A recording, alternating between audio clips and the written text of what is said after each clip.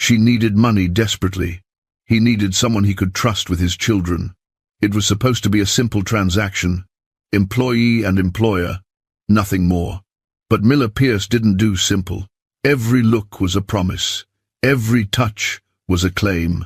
And when he finally cornered her in his office and said, "I'm going to put you on that desk and make you forget every man before me," Jennifer realized she never stood a chance.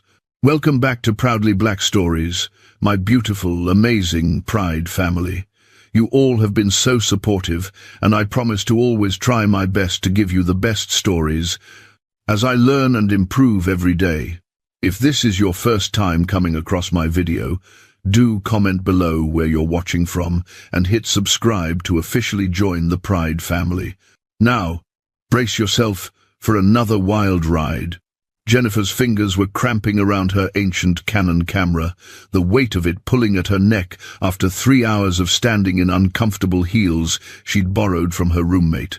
The Metropolitan Museum's Great Hall had been transformed into something out of a fever dream. All Venetian masks and champagne towers and women dripping in jewels that cost more than her entire education. She wasn't supposed to be photographing people, just the architecture, the soaring marble columns and ornate moldings for her thesis on classical revival in modern New York spaces. But it was impossible to capture empty frames when Manhattan's elite kept swirling through her shots in their designer gowns and tuxedos. The catering company had been clear about the rules. Stay invisible, don't make eye contact with guests, and absolutely do not take photos of anyone identifiable. Jennifer had nodded along during the briefing, desperate enough for the $200 paycheck that she would have agreed to just about anything. Her tuition payment was 3 weeks overdue. Her landlord had started leaving increasingly aggressive notes under her door, and her father had called twice this week, asking for money she didn't have to cover debts she hadn't accumulated. So here she was, 24 years old, with a nearly completed fine arts degree, serving champagne to people who spent more on a single evening than she'd see in a year.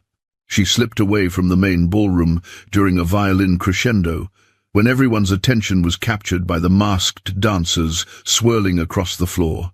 The conservatory was supposed to be closed for the event, roped off with velvet barriers, but Jennifer had noticed earlier that the side entrance near the coat check was unguarded.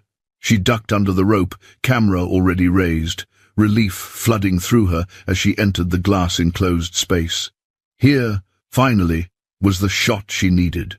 Moonlight streamed through the geometric panels overhead, casting intricate shadows across the marble floor, and the spring flowers created a riot of color against all that classical white stone. She was lining up her third shot, adjusting the aperture to capture the interplay of natural and artificial light, when she heard voices. Low, intense, coming from the far corner behind a cluster of potted palms. Jennifer froze, finger still on the shutter button. She should leave, should back away quietly, but something in the tone made her pause. It wasn't the flirtatious murmur of party guests sneaking away for a romantic moment. It was angry, almost desperate. "You need to stop this," a woman's voice said, tight with fear. "He'll find out. He'll know I came here. Then why did you?" The male voice was deeper, controlled but with an edge that made Jennifer's skin prickle. "Why risk it if you have nothing to tell me? I'm telling you it's not safe. For any of us. Just, please, let it go." Jennifer knew she should run. Instead, drawn by some instinct she didn't understand, she shifted position to see around the palms. The woman was slight, dark-haired, wearing a vintage gown that looked like it belonged in a different era. A sapphire bracelet caught the light at her wrist as she tried to pull away. The man had his hand wrapped around her other wrist, not violently but firmly, keeping her from fleeing. He was tall, broad, shouldered in his perfectly tailored tuxedo, his mask covering half his face, but not hiding the sharp line of his jaw or the intensity in his visible features. That was when Jennifer's flash went off. She'd bumped the setting while moving, and the bright pop of light exploded through the conservatory like a gunshot. Both figures spun toward her. The woman gasped and wrenched free, disappearing into the shadows so quickly Jennifer almost thought she'd imagined her. But the man, he went completely still, his eyes locking onto Jennifer with an intensity that pinned her in place. For a heartbeat, maybe two, nobody moved. Jennifer could hear her own pulse hammering in her ears, could feel the camera suddenly heavy as evidence in her hands. Then the man took a step forward, and her paralysis broke. She ran. Her heels clattered on marble as she burst back through the conservatory door, dodging a waiter with a tray of hors d'oeuvres, nearly colliding with a woman in a peacock-feathered mask. Jennifer didn't look back, just kept moving, shouldering through the crowd toward the staff exit. She could feel his eyes on her, could sense something predatory in the way the crowd seemed to part. Did he see her face? Her camera? God, what had she just photographed? Jennifer made it to the employee area, yanked off her catering uniform jacket and grabbed her coat from the locker, stuffing it over her black dress. Her hands shook as she rewound the film, protected the canister, shoved it deep in her bag. She was being paranoid, she told herself. It was just a man talking to a woman at a party. Nothing sinister, nothing worth this spike of adrenaline flooding her system. But she couldn't shake the memory of the woman's fear, or the way the man had looked at her through the flash blindness, like he was memorizing every detail. The subway ride back to Brooklyn felt endless. Jennifer clutched her camera bag to her chest and tried to rationalize what she'd seen. Maybe they were having an affair. Maybe it was a business dispute. Maybe the woman was dramatic and the whole thing was perfectly innocent. She almost convinced herself by the time she climbed the 4 flights to her cramped studio apartment, by the time she locked the 3 deadbolts her landlord had installed after the break-in 2 months ago.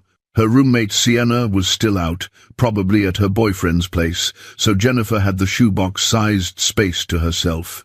She made instant ramen, because it was all she had left until her paycheck cleared, tried to focus on editing the architecture shots on her ancient laptop, told herself she was going to delete the conservatory photo without even looking at it.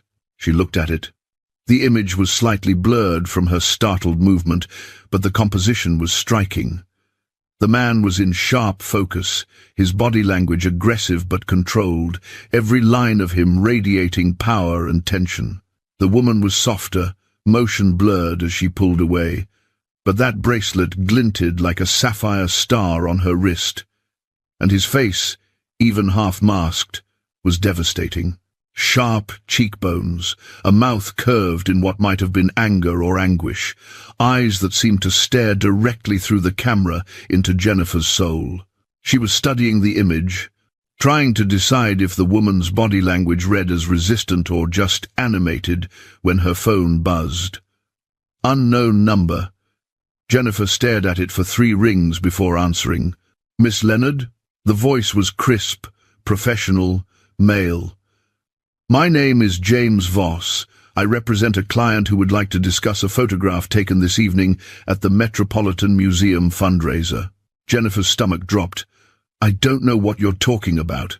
Please don't insult both our intelligence. My client is prepared to offer you $100,000 for all copies of the photograph in question, plus any negatives or digital files. You'll also sign a non-disclosure agreement. The funds can be wired to your account within the hour." $100,000. Jennifer's mind reeled. Her student loans, her father's debts, her rent, all of it could disappear. She could actually focus on her art instead of survival. But something about the speed, the amount, the clinical efficiency of the offer made warning bells scream in her head. "Who's your client?" she asked. "That information is confidential. Do we have an agreement, Miss Leonard? I need to think about it. You have until noon tomorrow. I'll call back." The line went dead. Jennifer didn't sleep. She spent the night researching, trying to figure out who the mystery man could be. The fundraiser had been invite-only. Manhattan's wealthiest elite. She scrolled through society pages, business journals, looking for that distinctive jawline, those intense eyes. She found him just as dawn started painting her dirty window gold. Miller Pierce, 36 years old, tech mogul who'd built a software empire before he was 30, net worth somewhere in the billions with a B, and widowed 2 years ago when his wife Vivienne drowned in their penthouse bathtub, leaving him with twin toddlers. Jennifer stared at his photo on the Forbes website. It was him, no question. In the business headshot, he looked controlled, almost cold, nothing like the raw intensity she'd captured in the conservatory. She dug deeper, found the sparse information about his wife's death. Accidental drowning. No suspicious circumstances.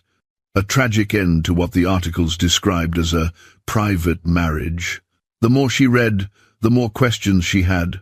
Why was Miller Pierce grabbing a frightened woman at a charity ball 2 years after his wife's death?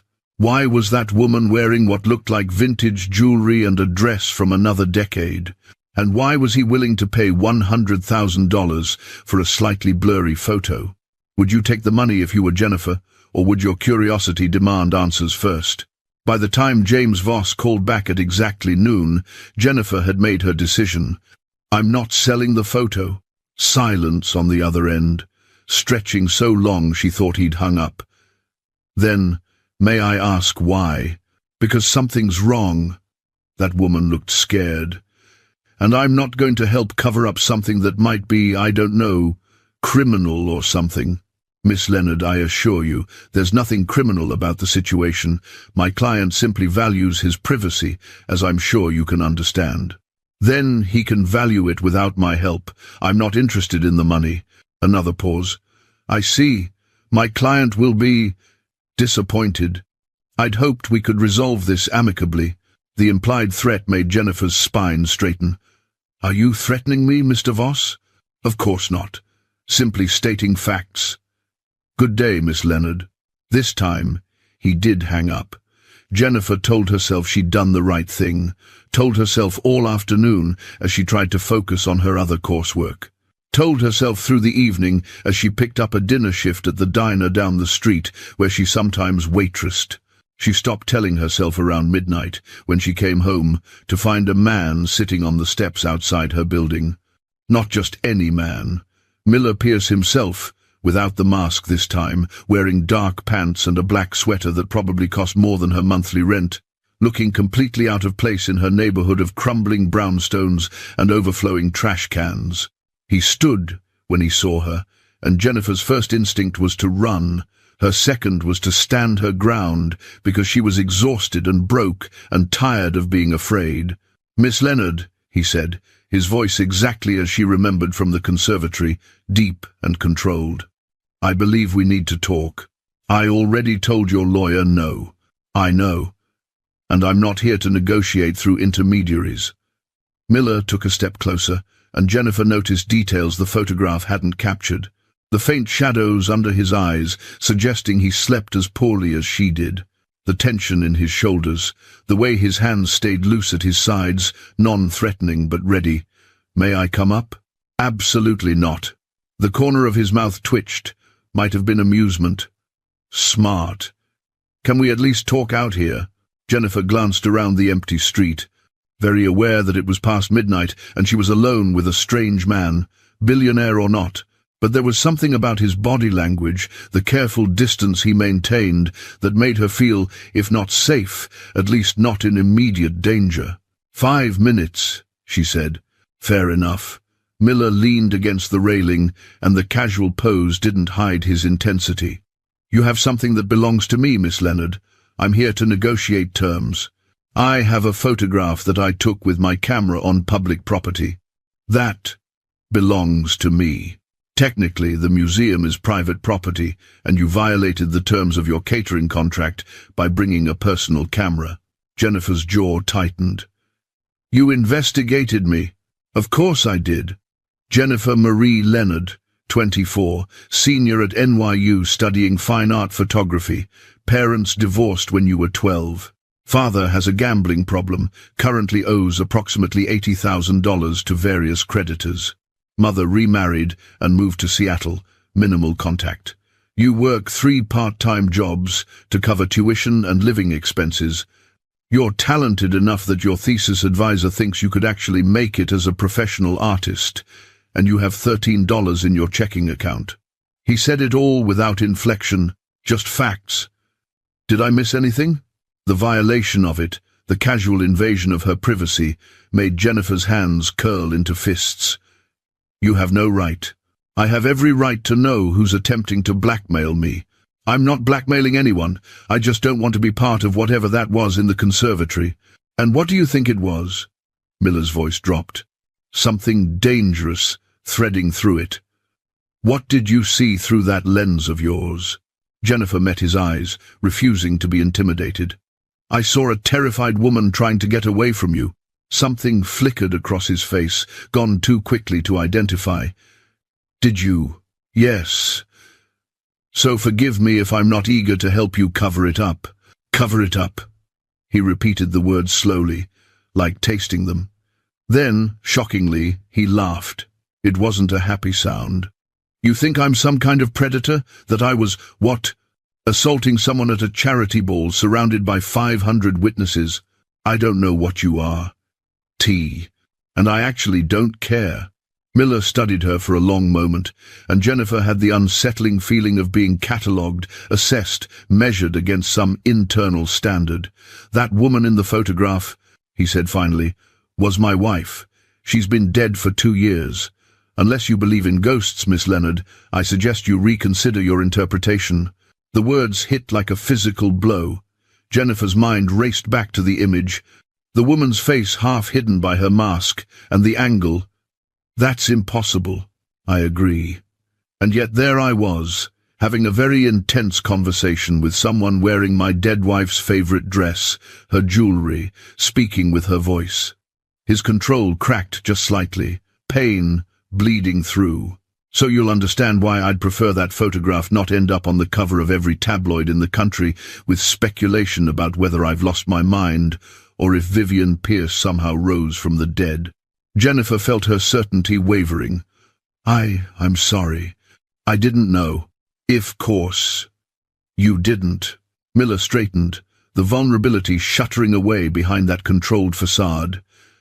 But now you do. And I'm prepared to make you a very generous offer for your silence and those negatives. I already said I don't want money. Everyone wants money, Miss Leonard. I've just learned that some people need the number to be higher before they admit it. He pulled out his phone, typed something. 200,000. Final offer. Take it or leave it, but decide now, because my patience has limits. Jennifer's mind spun. $200,000. It was life-changing. It was freedom. It was everything she needed, and more. But something about the way he said it, the casual dismissal, the assumption that she was just another person with a price, made her anger flare hot. I don't want your money, she said clearly. I want you to leave me alone. I'll delete the photo. I won't tell anyone what I saw, and we can both forget this happened. Miller's expression shifted, something like surprise crossing his features. Just like that? Yes, just like that. You're either incredibly noble or incredibly stupid. He studied her face. I haven't decided which. Does it matter? You're getting what you want. I never get what I want, Miss Leonard. I get what I can negotiate or take. He was closer now. Jennifer hadn't seen him move, but suddenly there were only inches between them. But I'm curious. If you don't want money, what do you want? The question hung in the air between them. Jennifer could smell his cologne, cedar and something darker, could see the flecks of gold in his brown eyes. I want to go to bed without worrying if I can make rent. I want my father to stop calling me asking for money I don't have. I want to make art that matters, instead of serving champagne to people who don't even see me. So you do want money. I want security. Miller's eyes narrowed, calculating. What if I could offer you both, security and a clean conscience? I'm listening. I need a nanny. For my children, twins 3 years old, live-in position, 1-year contract, salary of $200,000 plus room and board, your tuition paid in full. In exchange, you give me the photographs, all copies, the negatives, and you sign an NDA about everything you saw tonight. Jennifer stared at him. You want to hire me as a nanny? You don't even know if I'm qualified. You helped raise yourself from age 12. You're patient enough to work 3 jobs while finishing a degree. Your background check came back clean. That's more qualified than the last 4 nannies I've hired." His jaw tightened. "They need stability. Someone who won't quit after 3 months because I'm actually too difficult to work with." "Are you? Too difficult to work with?" "Yes." No hesitation. "I'm controlling. I have strict security protocols, and I don't tolerate people who can't follow instructions. But I pay well, and I'm offering you a solution to your problems." Jennifer's mind raced. It was insane. She didn't know this man, didn't know anything about caring for children beyond babysitting neighbors' kids for extra cash in high school. But $200,000. Tuition paid. Her father's debts cleared. A year of security to figure out her next move. "Why?" she asked. "Why not just buy the photos and move on?" Miller's expression was unreadable. "Because you didn't sell them when you needed money desperately. That tells me you have a conscience, and I need someone with a conscience around my children. Everyone else in my world has a price, an agenda. You, Jennifer Leonard, turned down $200,000 because you thought you witnessed something wrong. That's rare enough to be valuable." The way he said her name, full and deliberate, made something flutter in her chest that she firmly ignored. "I need time to think about it. You have 10 seconds. This offer expires the moment I walk away." "That's not fair. Life isn't fair." 5 seconds. Jennifer thought of her overdue bills, her father's increasingly desperate calls, the student loan representatives who'd started sending threatening letters. She thought of her cramped apartment and the 3 jobs that barely kept her afloat. She thought of the twins in the Forbes article photo, 2 dark-haired toddlers with serious expressions, and wondered what kind of life they had with a father who hired live-in nannies like they were disposable. "Yes," she heard herself say. "I'll do it." Miller's shoulders dropped fractionally, tension releasing. "Smart choice. My driver will pick you up tomorrow morning at 9. Pack for a long-term stay. Tomorrow? I have classes. I have shifts. I can't just—" "You can and you will. I'll have my assistant contact your professors and employers. Everything will be handled." He pulled out a business card, pressed it into her hand.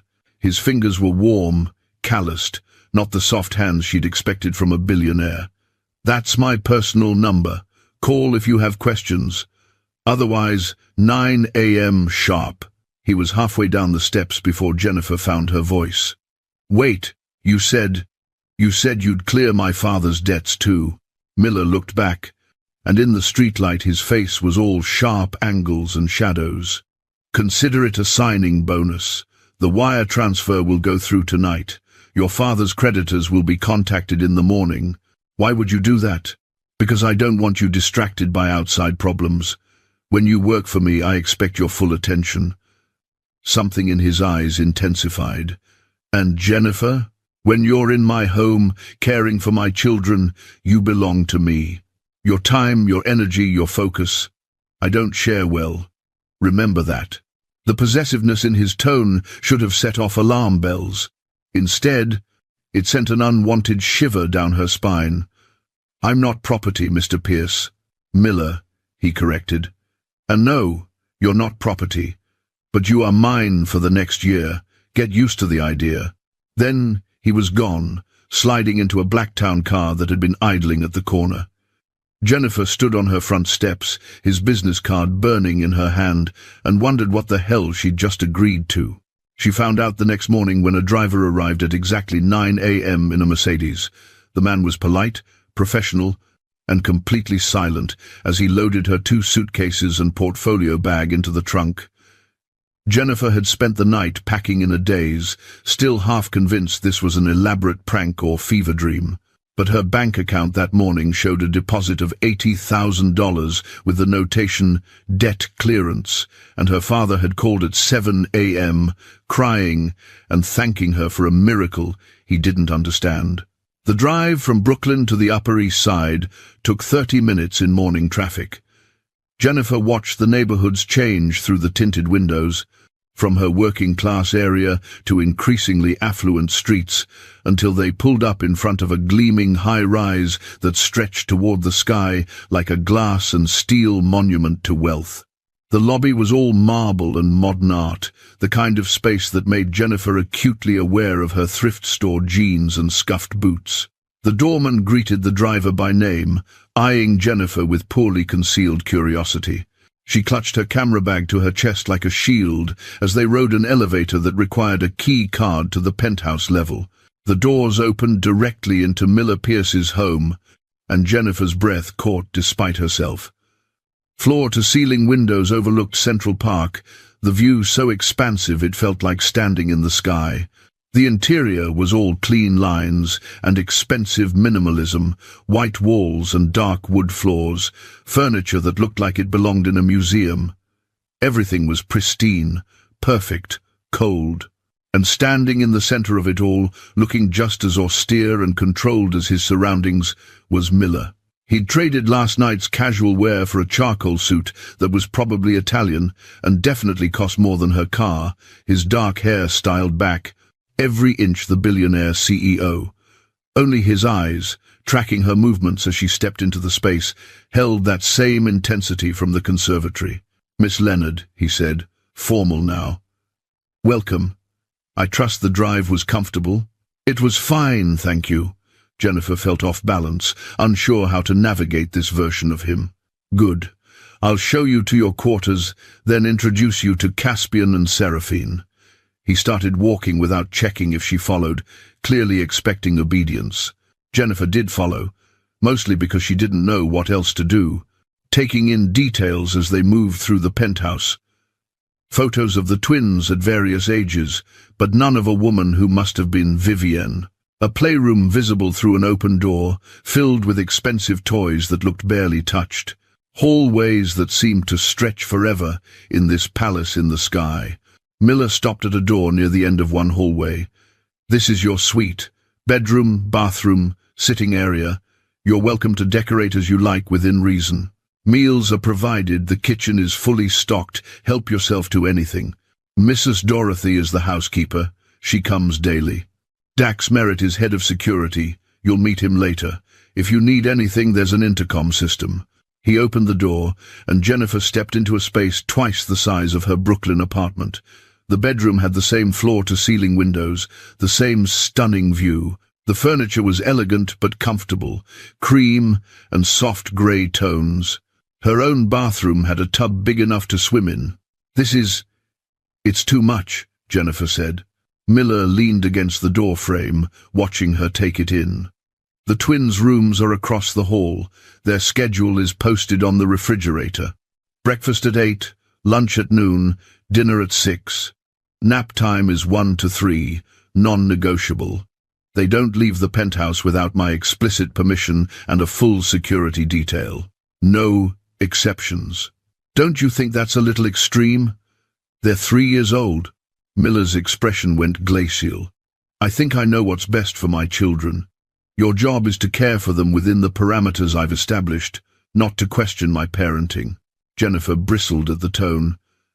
"I thought you hired me because I have a conscience. Hard to exercise that if I can't ask questions. There's a difference between having a conscience and being insubordinate." He pushed off the doorframe, and suddenly the space felt smaller with him in it. "Let me be very clear about our arrangement, Jennifer. You are here because you need the money, and I need someone trustworthy around my children. That's all this is. I'm not looking for your opinions on how I raise them or how I run my life. You'll follow my rules, maintain appropriate boundaries, and at the end of the year, we'll part ways. Understood?" She should agree, should nod and play the obedient employee. Instead, Jennifer lifted her chin. "And if I think one of your rules is hurting them?" Miller's eyes narrowed dangerously. "Then, you'll remember who signs your paychecks and keep your thoughts to yourself. So I'm just supposed to be a warm body? Follow orders without thinking? You're supposed to do the job I hired you for." He took a step closer, voice dropping. "I don't need another person telling me I'm failing them. I'm quite aware of my shortcomings, Miss Leonard." What I need is someone who can give those children the attention and care I can't seem to provide without falling apart. Can you do that, or did I make a mistake offering you this position?" The raw honesty beneath the harsh words caught Jennifer off guard. She saw it again, that crack in his armor, the pain he kept locked down so tight. "I can do that." "Good." Miller stepped back, controls slamming back into place. "Unpack. I'll bring the twins to meet you in 30 minutes. And Jennifer, they've been through 6 nannies in 2 years. They have trust issues. Be patient with them." He left before she could respond, the door clicking shut behind him with a finality that felt like a challenge. Jennifer spent the 30 minutes unpacking her meager belongings, feeling like a fraud in this beautiful space. Her clothes looked shabby in the massive closet, her drugstore toiletries ridiculous in the marble bathroom. She set up her camera equipment in the sitting area, the familiar ritual calming her nerves slightly. Through the windows, Central Park spread out like a green oasis in the concrete jungle, and Jennifer wondered what she'd gotten herself into. A soft knock at 29 minutes. Miller's voice through the door. "We're ready when you are." Jennifer smoothed her shirt, checked her reflection, hated how nervous she looked. She opened the door to find Miller standing with 2 small children, partially hidden behind his legs. The twins from the photos, but smaller in person, more fragile. They both had dark curls and huge eyes, watching her with identical expressions of solemn wariness. "Caspian, Seraphine," Miller said, his voice gentler than Jennifer had heard it. "This is Miss Jennifer. She's going to be taking care of you." Neither child moved. The little girl, Seraphine, had a death grip on a stuffed rabbit that had seen better days. The boy, Caspian, just stared at Jennifer like he was trying to see through her. Jennifer crouched down to their level, making herself smaller, less threatening. "Hi. You can call me Jennifer. You don't have to be formal. That's a beautiful rabbit. What's its name?" Seraphine pressed closer to Miller's leg. Caspian's expression didn't change. "They're shy," Miller said, and Jennifer heard the frustration underneath. "It takes them time to warm up." "That's okay. We have a whole year to become friends." Jennifer smiled at the twins. "I have an idea. I brought my camera, and I love taking pictures. Would you like to see how it works? I could teach you." Still no response. Miller's jaw tightened. "Perhaps we should—" "Or—" Jennifer interrupted gently, still focused on the children. "You could show me your favorite toys. I bet you have some really cool things." Finally, movement. Seraphine whispered something too quiet to hear. Miller bent down. "What was that, sweetheart?" "Blocks," Seraphine said, barely audible. "We have blocks. Blocks are perfect. I love blocks. Can you show me?" Jennifer extended a hand, not pushing, just offering. Seraphine looked up at Miller, who nodded. Slowly, the little girl detached from her father's leg and took Jennifer's hand. Her palm was tiny and warm, her grip tentative. Caspian followed silently, and the 3 of them started toward the playroom. Jennifer glanced back to see Miller still standing in the hallway, watching them go with an expression that was equal parts relief and devastating loss. Their eyes met for a second, and Jennifer saw past the cold billionaire facade to the man underneath, drowning and desperate and trying so hard to hide it. Then he turned away, shoulders rigid, and disappeared into another part of the penthouse, leaving Jennifer alone with his children and no idea how to help any of them. The first 2 days passed in a careful dance of boundaries and routines. The twins were quiet, almost eerily so, following instructions without complaint but showing little emotion. Caspian hadn't spoken a single word in Jennifer's presence, though Seraphine whispered occasional requests. They ate what was put in front of them, played with their expensive toys without enthusiasm, and submitted to bath time and bedtime with the resigned air of prisoners following cell block schedules. Miller was a ghost in his own home. Jennifer caught glimpses of him, always in a suit, always on his phone or laptop, always locked behind the door of his home office. He didn't join them for meals. He didn't check in on bedtime routines. Once, Jennifer found him standing in the hallway outside the twins' room at 2 in the morning, just staring at their door like he wanted to go in, but couldn't make himself turn the handle. When he noticed her, he'd walked away without a word. Mrs. Dorothy, the housekeeper, was a kind-faced woman in her 60s who spoke in hushed tones and avoided Jennifer's questions about the family with practiced deflection. Dax Merritt, the security chief, was less subtle in his hostility, watching Jennifer like she might steal the silverware, checking her references multiple times, making it clear he thought Miller had made a mistake hiring her. It was suffocating and sad, this beautiful cage they all lived in. On day 3, Jennifer decided to break the rules. She woke up to spring sunshine streaming through her windows and made a choice. These children needed normalcy, needed fresh air and sunshine, and the chance to be actual kids instead of beautiful dolls in a penthouse museum. Miller had said no, leaving the building without permission, but Miller had also locked himself in his office at 7 in the morning for back-to-back conference calls and wouldn't surface until evening. What he didn't know wouldn't hurt him, and sometimes forgiveness was easier than permission. Jennifer dressed the twins in play clothes, proper shoes instead of their usual indoor slippers. Seraphine noticed immediately, her eyes going wide. "Where are we going?" "It's a surprise," Jennifer said with a smile she hoped was reassuring. "A good one, I promise." Caspian's hand slipped into hers, still silent, but trusting, and that small gesture of faith made Jennifer's decision feel right, even if it was technically wrong. She grabbed her camera, some snacks, and headed for the elevator. The doorman, Noble, looked uncertain when they approached. "Miss Leonard, does Mr. Pierce know you're taking the children out?" Jennifer lifted her chin, channeling a confidence she didn't entirely feel. "Mr. Pierce hired me to care for the children as I see fit. We're going to the park for an hour. Fresh air and exercise are important for development." Noble hesitated, clearly torn between his loyalty to Miller and not wanting to challenge the new nanny. Finally he nodded. "Stay where there's crowds, and keep them close." "Always," Jennifer promised. Central Park was 10 minutes away, already full of morning joggers and dog walkers and other nannies with their charges. Jennifer found a quiet area near the pond, spread out a blanket, and watched the twins' faces transform as they realized they were actually, truly outside.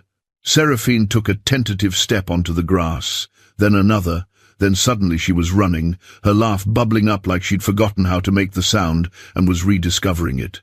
Caspian was more cautious, staying close to Jennifer, but when she pulled out a bag of breadcrumbs and showed him how to feed the ducks, his whole face lit up with wonder. For an hour, they were just normal kids having a normal morning, and Jennifer captured it all through her camera lens. The joy, the innocence, the childhood that had been locked away in that glass tower. She was lining up a shot of both twins crouched by the water's edge, completely absorbed in watching a family of ducks, when a shadow fell across her viewfinder. "What the hell do you think you're doing?" Jennifer spun to find Miller striding across the grass toward them, flanked by Dax and another security guard she didn't recognize. He'd abandoned his suit jacket somewhere, his tie loosened, and the fury radiating off him was almost visible. She'd never seen someone look so expensively disheveled and so absolutely enraged at the same time. "We're feeding the ducks," Jennifer said, keeping her voice calm even as her heart started hammering. "The children needed fresh air. The children needed—" Miller's voice was deadly quiet as he reached them, which was somehow worse than shouting, "to be safe. Inside. Where I explicitly told you they had to stay." Seraphine's face crumpled, her brief happiness evaporating. Caspian moved behind Jennifer's legs, making himself small. Jennifer felt her own anger spark in response to theirs being crushed. "They're fine, Miller. Look at them.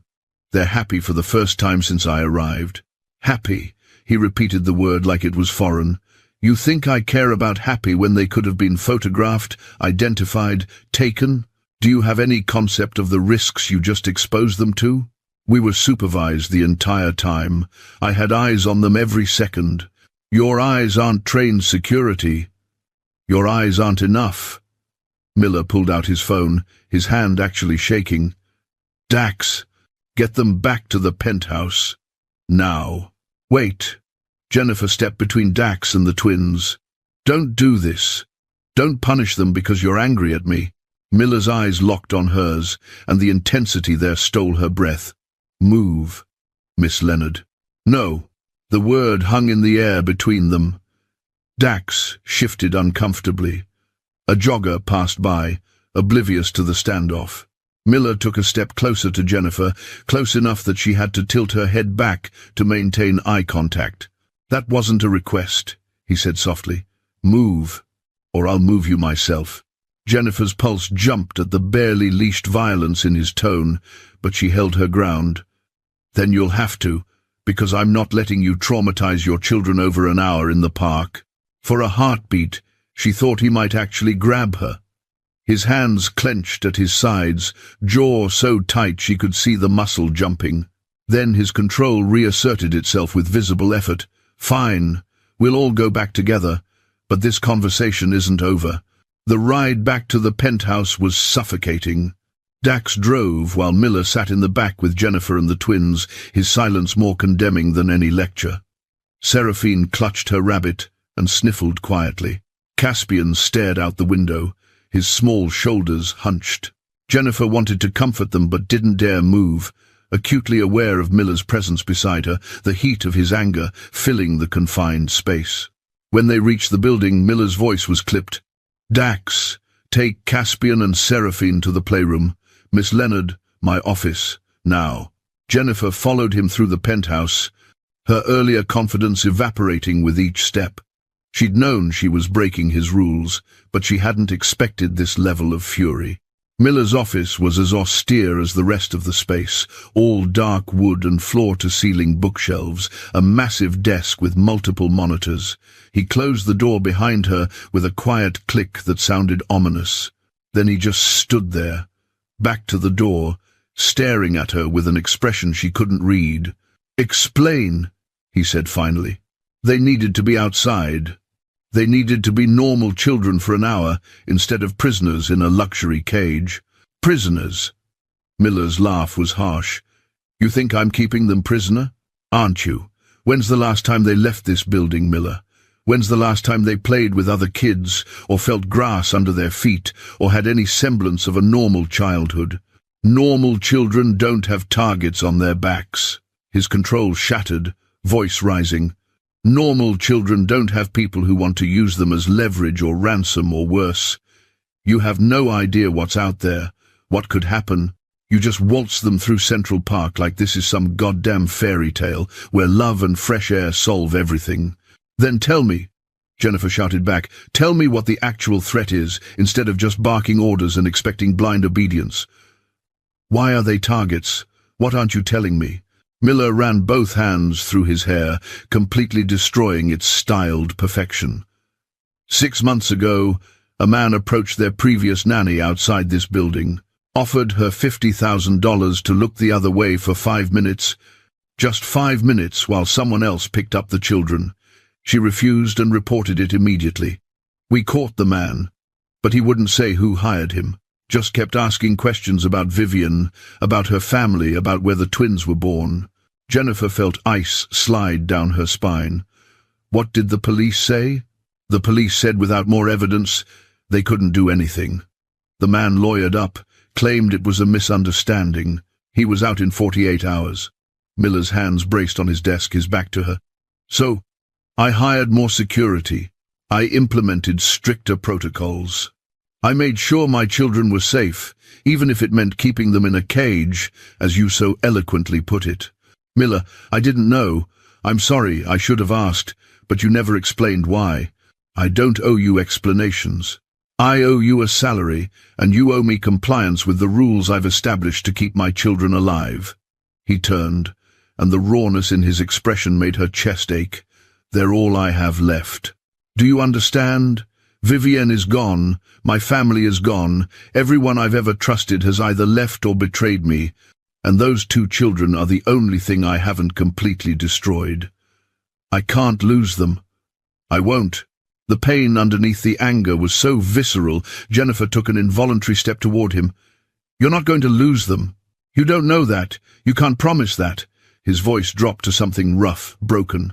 Every time I look at them, I see her, and I see that bathtub, and I see how badly I failed to protect her. I can't. I won't fail them too. So you push them away instead. Keep them at arm's length so you don't have to feel it when something goes wrong. Jennifer moved closer, drawn by something she couldn't name. That's not protection, Miller. That's cowardice. His head snapped up, eyes blazing. Excuse me? You heard me. You're so afraid of losing them that you've already lost them. You don't eat with them, don't play with them, don't even look at them most of the time. They're living with a ghost for a father. Get out! The words were deadly quiet. No.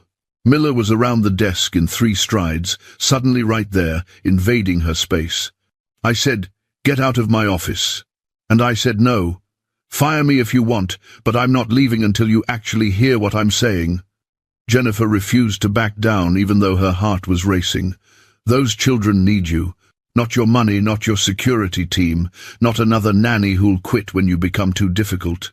They need their father, and you're so busy protecting them from external threats that you don't see you're the one hurting them most. You've been here 3 days. Miller's voice was dangerously soft. And you think you understand my children better than I do?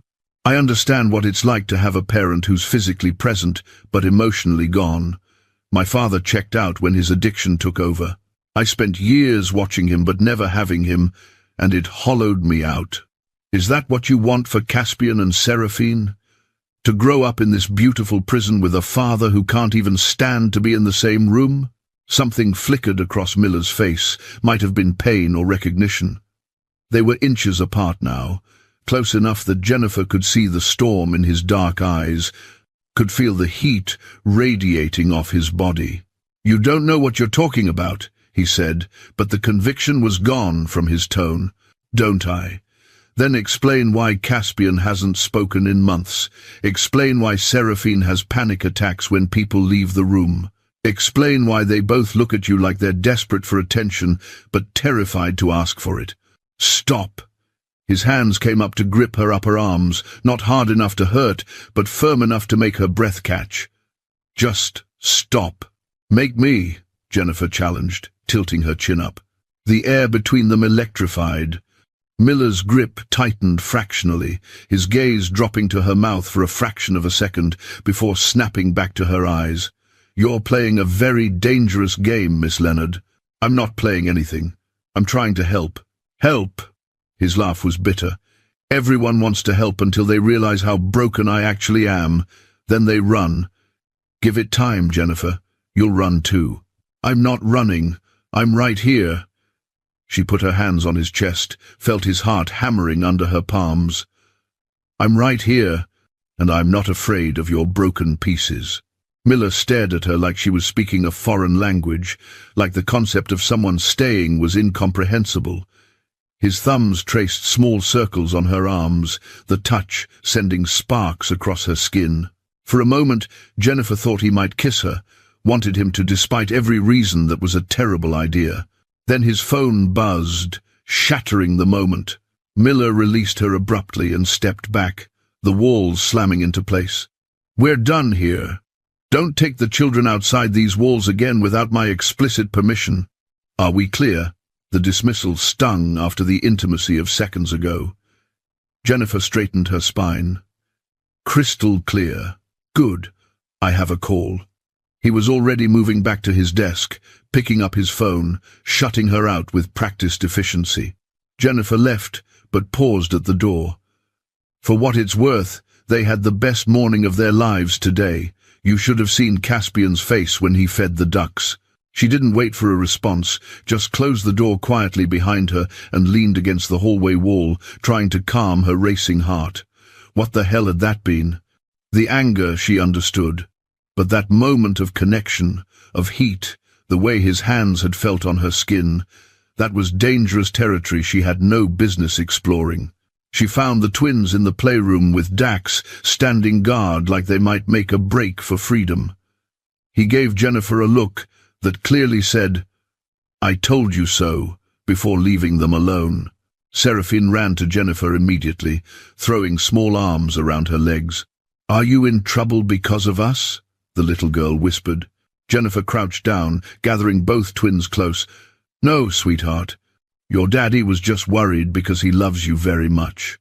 Sometimes when people love us a lot, they get scared and it comes out as anger." "Daddy doesn't love us," Seraphine said matter-of-factly. "Daddy doesn't even like being near us."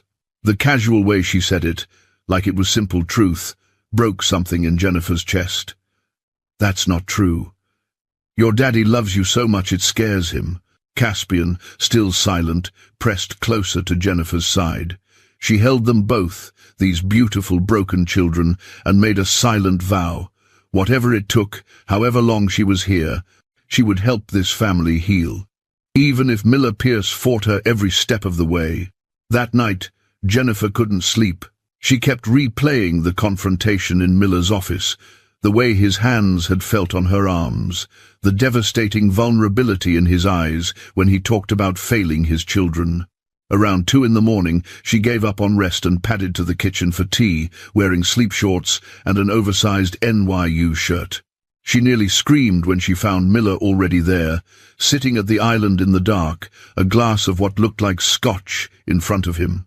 "Sorry," she gasped, hand over her racing heart. "I didn't know anyone was up. Couldn't sleep," he said quietly. He'd changed from his suit into dark pajama pants and a white t-shirt that did things for his shoulders that should probably be illegal. His hair was messed from running his hands through it, and without the armor of his business clothes, he looked younger, more vulnerable. "Me neither," Jennifer admitted, moving to the kettle. "Mind if I make tea? It's your kitchen, too." He took a drink, watching her over the rim of his glass. "For the record, I overreacted earlier. You were right that they need fresh air. I need to know when they leave. I need the security measures in place." It was as close to an apology as she was probably going to get. Jennifer filled the kettle and turned to face him. "I'm sorry I didn't ask first. It won't happen again without your permission." Miller nodded, then surprised her by saying, Caspian spoke. "After you put them to bed. Just a few words, but it's the most he said since Vivian died." Jennifer's breath caught. "What did he say?" "He asked if you were going to leave, like all the others." Miller's jaw tightened. "I didn't know what to tell him." "What did you say?" "That you're here for a year, that you signed a contract." His eyes met hers across the dim kitchen. "But contracts don't mean much when someone's determined to leave." "I'm not leaving, Miller. Not unless you fire me. Everyone leaves eventually. All it takes is time." He said it like a fact, immutable and certain. Jennifer poured her tea and, in a moment of boldness, walked around the island to sit beside him instead of across from him. Close enough to see the exhaustion in his face, the shadows under his eyes. "Why do you assume the worst of everyone?" "Experience." He swirled the scotch in his glass. "My parents died when I was 22. Car accident, sudden and violent. The company I'd just started building almost collapsed. Everyone I thought was my friend turned out to be interested in my potential money or connections, not me. I learned early that people are transactional. They stay as long as you're useful. That's a lonely way to live. It's a realistic way to live." He looked at her then, really looked, and Jennifer felt pinned by the intensity. "You asked me earlier what I want. You want to know the truth?" "Yes. I want to wake up one morning and not feel like I'm drowning. I want to look at my children without seeing my dead wife. I want to trust that someone, anyone, will stay for reasons that have nothing to do with money or obligation." His voice dropped lower, rougher. "And lately, I want you in ways that are completely inappropriate, given our professional relationship." Jennifer's breath stopped. The confession hung between them, dangerous and electric. "Miller." "Wait." He cut her off. "Don't say anything. I'm just tired and the scotch is talking, and we're going to pretend I never said that." He stood abruptly, carrying his glass to the sink. Go to bed, Jennifer. Tomorrow's a new day. But he didn't move past her, just stood there, gripping the counter, his back to her but his shoulders tight with tension. Jennifer should listen, should go back to her room, should maintain every professional boundary that was already blurring. Instead, she stood and walked over to him, close enough to touch. "What if I don't want to pretend you never said it?" she asked softly. Miller's shoulders went rigid. "Then you're even more foolish than I thought." "Maybe I am." Jennifer reached out, placed one hand on his back, felt the muscles jump under her touch. "Or maybe I'm tired of pretending I don't feel it too." He spun so fast she didn't have time to step back, suddenly caged between his body and the counter. His hands braced on either side of her, not touching, but close enough that she could feel the heat of him, smell the scotch on his breath, and that cedar cologne that made her head spin. "Don't play games with me," Miller said, his voice dangerously soft. "I'm not a good man, Jennifer. I'm possessive and demanding, and I will consume you if you let me. Walk away now, while you still can." Jennifer's heart hammered against her ribs. This was insane, reckless, exactly the kind of complication that would destroy the fragile trust she was building with the twins. But looking into Miller's dark eyes, seeing the war between want and control playing across his face, she couldn't make herself care. "What if I don't want to walk away?" she whispered. "Then God help us both." His hand came up to cup her jaw, thumb brushing her bottom lip with devastating gentleness. "Last chance, sweetheart. Tell me to stop." "I don't want you to stop." Miller's control shattered. He kissed her like a man starving, all heat and hunger and barely leashed desperation. Jennifer gasped against his mouth and he swallowed the sound, one hand tangling in her hair, the other gripping her hip to pull her flush against him. She could feel every hard plane of his body, could taste the scotch on his tongue as he claimed her mouth with a thoroughness that made her knees weak. When he finally pulled back, they were both breathing hard. Miller rested his forehead against hers, his thumb still tracing patterns on her hip that made coherent thought difficult. "This is a terrible idea," he said, but he didn't let go. "The worst," Jennifer agreed, her hands fisted in his shirt. "You work for me. There's a power imbalance. This breaks every rule of professional conduct. I know. I'm going to want things from you, your time, your attention, your body. I don't share well, Jennifer. If we do this, if we cross this line, you're mine, no one else's. Do you understand what that means?" The possessiveness in his tone should terrify her. Instead, heat pooled low in her belly. "I understand. Do you?" His hand slid from her hip to her thigh, fingers tracing the hem of her sleep shorts. "Do you understand that I haven't wanted anyone since Vivian died? That I've been numb for 2 years and you've woken something I thought was gone? That now that I've touched you, I'm going to want to keep touching you?" Jennifer arched into his touch, shameless. "Miller. Say it." His hand stilled, making her whimper. "Say you understand what you're getting into." "I understand. I want this. I want you." She pulled his head down for another kiss, this one even more desperate than the last. Miller groaned into her mouth, lifting her easily to sit on the counter, stepping between her thighs. His hands were everywhere, sliding under her shirt to trace her ribs, her waist higher. Jennifer wrapped her legs around him, trying to get closer, need overriding every rational thought. Then a sound from down the hallway, small and scared. "Jennifer, I had a bad dream." They broke apart like teenagers caught by parents. Seraphine stood at the kitchen entrance in her princess nightgown, clutching her rabbit, tears on her cheeks. Miller stepped back so fast he nearly stumbled, running a hand through his already destroyed hair. Jennifer slid off the counter, trying to calm her racing heart, acutely aware that her lips were probably swollen, her hair a mess. "Coming, sweetheart," she called, her voice only slightly unsteady.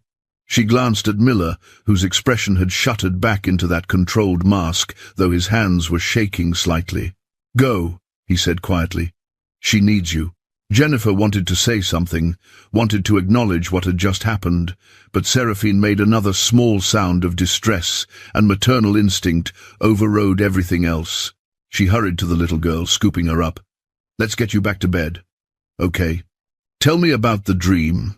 As she carried Seraphine down the hallway, Jennifer looked back once. Miller stood exactly where she'd left him, watching her with an expression of such longing and regret it made her chest ache. Then he turned away, disappearing into the shadows, and Jennifer was left wondering if they'd just made a huge mistake or started something inevitable. The next morning brought awkwardness Jennifer wasn't equipped to handle. Miller was gone before breakfast, a note on the counter saying he had meetings all day and wouldn't be back until evening. The twins were clingy, Seraphine especially, still unsettled from her nightmare. Jennifer threw herself into caring for them, trying not to think about the taste of Miller's mouth or the way his hands had felt on her skin. Mrs. Dorothy arrived at 9, cheerful and oblivious to the tension. "Mr. Pierce left instructions that you're to take the children out today if you'd like, Miss Leonard. With Dax accompanying you, of course. He's waiting downstairs." So Miller had listened, had changed his protocols based on their argument. The thought made something warm bloom in Jennifer's chest, even as confusion swirled about what they were doing, what last night meant. The park trip with Dax shadowing them was less magical than yesterday's stolen hour, but still good.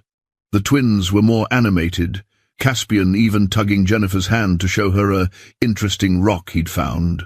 Dax maintained a professional distance, but Jennifer caught him almost smiling when Seraphine's laugh rang out across the playground. They returned to the penthouse, tired and happy, the twins chattering about everything they'd seen. Jennifer made them lunch, supervised quiet time, read stories during the mandated nap period. It was almost normal, almost like being a real family, except for the ghost of Miller's absence and the memory of his hands on her body. He returned at 6:30, just as Jennifer was serving the twins dinner. She heard the elevator, heard his footsteps, felt her whole body tense in anticipation. When Miller appeared in the dining room doorway, still in his suit, his eyes found hers immediately, with an intensity that made her breath catch. "Daddy!" Seraphine scrambled down from her chair, running to him. Miller caught her automatically, his expression softening in a way Jennifer had never seen before. "Hey, Princess, did you have a good day? We went to the park again, and I went on the swings really high, and Caspian found a cool rock, and Jennifer taught us a song about ducks." Miller's gaze flicked to Jennifer over Seraphine's head, something unreadable in his expression. "That sounds wonderful." Caspian had stood from his chair too, but hadn't approached, hovering uncertainly. Miller noticed, setting Seraphine down carefully before crouching to his son's level. "I heard you had something to show me. A special rock?" The fact that he'd been told, that he'd listened, that he was making an effort, made Jennifer's throat tight. Caspian's whole face lit up, and he ran to retrieve his treasure from his pocket.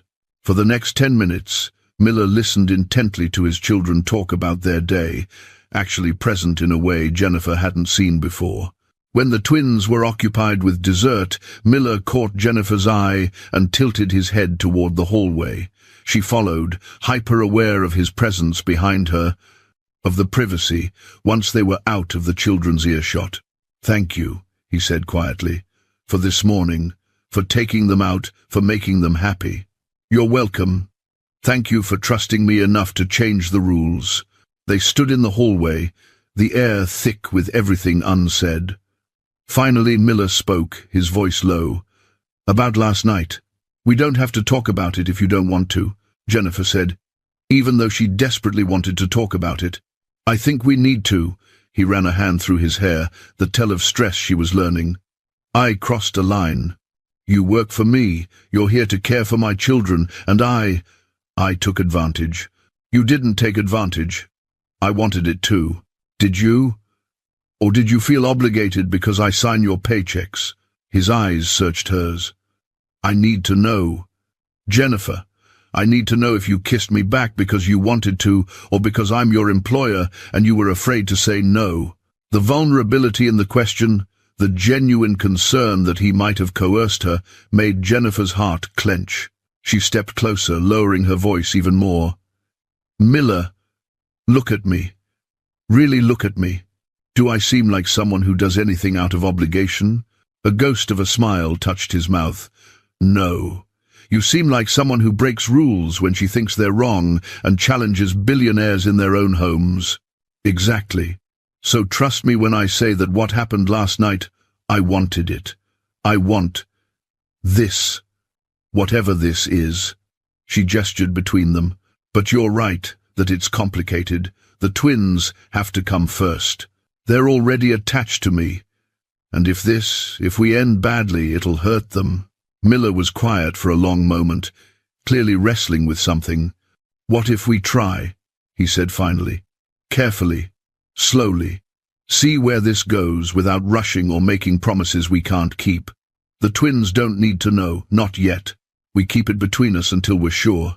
It was probably the smartest approach, even if part of Jennifer wanted to argue that hiding felt wrong. But he was right about protecting the children. "Okay, we try. Carefully." "Carefully," Miller echoed. Then, checking that they were still alone, he leaned down and kissed her. Soft this time, controlled, but no less devastating. When he pulled back, his thumb traced her jaw. "I meant what I said last night. I'm not good at casual, Jennifer. If we do this, I'm going to want all of you. That's just who I am. I'm not asking you to be anything other than who you are." His smile was almost sad. "You say that now. Wait until you see all my broken pieces." Before Jennifer could respond, Seraphine called from the dining room. "Jennifer!" Caspian spilled his milk. The moment broke. Miller stepped back, his professional mask sliding into place, though his eyes stayed warm when they looked at her. "Duty calls, apparently." Jennifer started back toward the kitchen. The following days fell into a new rhythm. Miller made an effort to be present for the twins, joining breakfast a few times, actually reading bedtime stories instead of hiding in his office. Caspian started speaking in full sentences, hesitant at first, but growing more confident. Seraphine's nightmares decreased. The penthouse felt less like a mausoleum and more like a home. And through it all, Jennifer and Miller danced around each other with a tension that was part torture, part exhilaration. Stolen glances across the breakfast table, his hand lingering on her lower back when he passed her in the hallway. Late-night conversations in the kitchen that always ended with kisses that left them both breathless and wanting. They were careful, so careful, never letting the twins see, keeping everything behind closed doors. But the want, the need, it built like a storm waiting to break. It finally broke 2 weeks later. A freak spring storm rolled into New York with no warning, all howling wind and driving rain that shook even the penthouse windows. The power flickered once, twice, then died completely, plunging everything into darkness before the backup generators kicked in with limited lighting. Mrs. Dorothy called to say she couldn't make it in. The bridges were closed. Dax reported that most of the staff had left early to get home safely.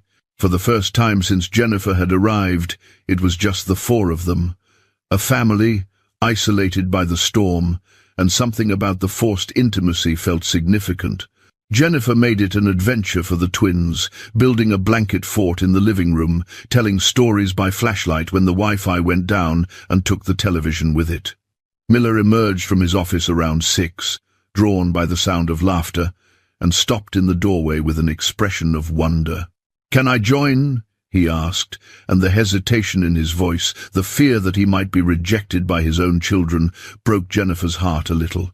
"Daddy has to know the password," Seraphine announced seriously. She'd gotten bolder in recent days, less afraid. "What's the password?" Miller asked, playing along. Caspian whispered something to his sister, both of them giggling. Seraphine grinned. "You have to say, 'I love my silly children, and I'm the best daddy ever.'" Miller's expression cracked, something raw and painful flashing across his face before he gathered himself. When he spoke, his voice was rough. "I love my silly children, and I'm trying very hard to be a good daddy." Close enough, apparently, because both twins tackled him, pulling him into the fort. Jennifer's eyes burned with tears. She blinked back. This was what they all needed. Connection, honesty, love without the walls. They had an impromptu picnic dinner in the fort. Sandwiches and fruit and cookies that Jennifer had baked with the twins that afternoon. Miller was stiff at first, clearly out of practice with this kind of casual family time, but slowly he relaxed. He answered Caspian's endless questions about how storms worked. He helped Seraphine build an elaborate castle out of blocks. He met Jennifer's eyes across the blanket fort and smiled, a real smile that transformed his entire face. After the twins were asleep, tucked into their beds with extra nightlights because of the storm, Jennifer and Miller found themselves alone in the living room. The storm still raged outside, rain lashing the windows, wind howling like something alive. The emergency lighting cast everything in soft shadows, intimate and isolating. "Thank you," Miller said, breaking the comfortable silence. "For today, for making it magic instead of scary." "They're resilient, you all are." Jennifer curled into the corner of the couch, watching him. He'd abandoned his suit jacket and tie hours ago, his white shirt unbuttoned at the collar, sleeves rolled up. Casual looked good on him. Miller poured 2 glasses of wine from a bottle he'd retrieved from somewhere, handed her one before sitting. Not across from her, but right beside her, close enough that their thighs touched. "I used to be terrified of storms," he admitted. "As a kid, my mother would sit with me, and we'd count between the lightning and thunder, turn it into a game. That's sweet. I haven't thought about that in years. Not since she died." He took a drink. "Funny how grief works. You pack it away so carefully, and then something small, like a storm or a child's laugh, and it all comes rushing back." Jennifer set down her wine and took his hand, threading their fingers together. "Talk to me about her. About Vivienne, about what actually happened. Would you want to know all the painful details if you were Jennifer, or would some mysteries be better left buried?" Miller was quiet for so long she thought he wouldn't answer. "Then, I met Vivienne at a tech conference 5 years ago. She was working registration, completely out of place among all the programmers and investors. Beautiful, but more than that, she seemed lost, afraid. During a break, I found her crying in a stairwell. She wouldn't tell me what was wrong, just that she needed to disappear, needed to be someone else." He paused, staring at their joined hands. "I was building the company, needed good optics, needed to seem stable and settled to attract investors. So I made her an offer. Marriage, protection, whatever she was running from. In exchange, she'd play the role of devoted wife, help me navigate the social requirements of my new position. It was supposed to be business. But it wasn't," Jennifer said softly. "Not entirely. I grew to care for her, as a friend. When she told me she was pregnant, that the father was dangerous and she was terrified, I offered to adopt the babies. Give them my name, my protection. We made it legal, binding. As far as the world knows, Caspian and Seraphine are mine biologically. So who's their real dad? Do you know him?" Jennifer asked. "Their father is a man named Ronan Castellano, Vivienne's second cousin. The family is complicated. Old money, mixed with new criminal enterprises. Relationships like theirs were forbidden, too close genetically, bad for the family image. When Vivienne got pregnant, they wanted her to terminate. She ran instead. The pieces were clicking into place. And Ronan wants them back. Ronan wants what he believes belongs to him, his children, his legacy. Never mind that he's a sociopath who would use them as pawns in whatever criminal enterprise he's currently running." Miller's hand tightened on hers. "Vivienne lived in fear for 3 years. We were careful, had security, changed names, kept low profiles. But somehow, someone found out where we were. I came home 2 years ago and found her in the bathtub, drowned. The twins were in their cribs, crying, diapers soaked. They'd been alone with her body for hours." "Oh, Miller." Jennifer's eyes filled with tears. The police ruled it accidental, postpartum depression, they said, suggested she'd taken sleeping pills and fallen asleep in the bath, but I knew someone had killed her, made it look like an accident. I've spent 2 years investigating, working with the FBI, trying to prove it. That man who approached our nanny 6 months ago, we traced him back to the Castellano family. They're circling Jennifer, testing our defenses, waiting for an opening. The weight of it, the danger he'd been carrying alone, made Jennifer understand his paranoia. That's why you keep the twins locked away. Yes, that's why I can't afford mistakes. That's why I panicked when you took them to the park. Not because I'm controlling, but because one photograph in the wrong hands, one slip in security, and I could lose them forever. His voice cracked. They're all I have, and I'm terrified every single day that I'm not enough to keep them safe. Jennifer shifted, moving into his lap, wrapping her arms around him. Miller held her like she was a lifeline, his face pressed into her neck. They sat like that for long minutes, the storm raging outside, the weight of his confession settling between them. "You're not alone anymore," Jennifer whispered. "You have me. We'll protect them together."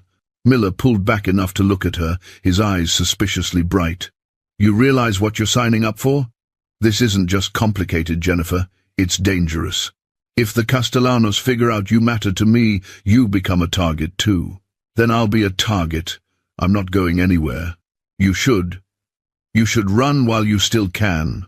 Find a nice, normal man with a nice, normal life and be safe and happy and far away from this mess. Is that what you want? For me to run? No."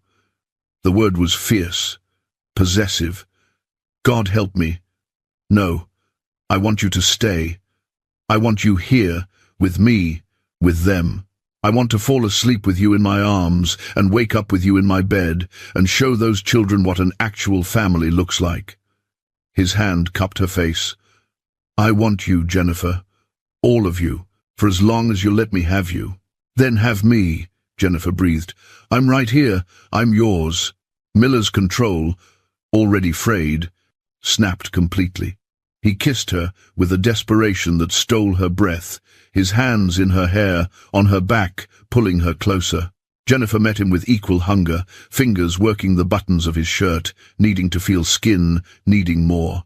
Miller said against her throat, even as his hands slid under her shirt, "Tell me this is moving too fast, and we should slow down." "Don't you dare stop," Jennifer demanded, echoing her words from their first kiss. Miller's laugh was low and dark. "Yes, ma'am." He stood, lifting her easily, her legs wrapping around his waist. "Where are we going?" "My room.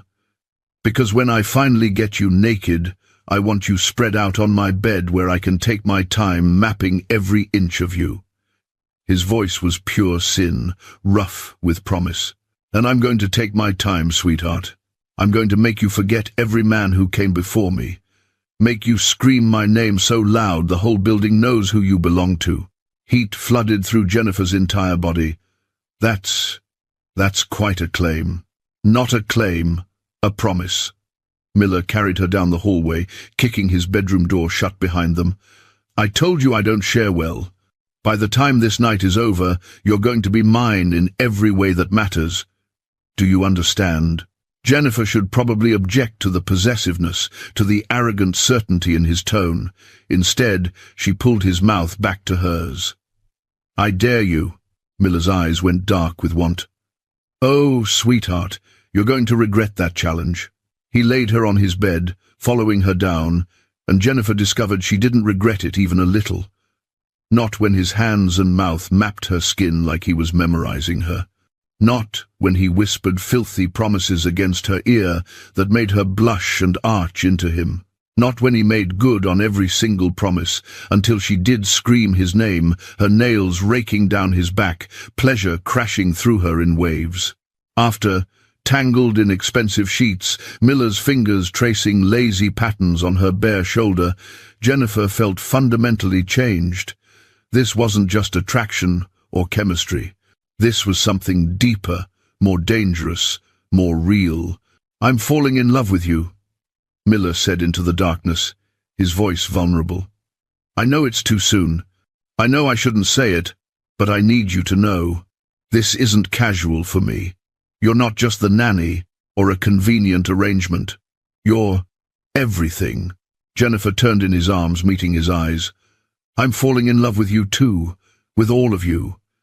The broken parts and the beautiful parts and everything in between." Miller kissed her softly, reverently. "I don't deserve you.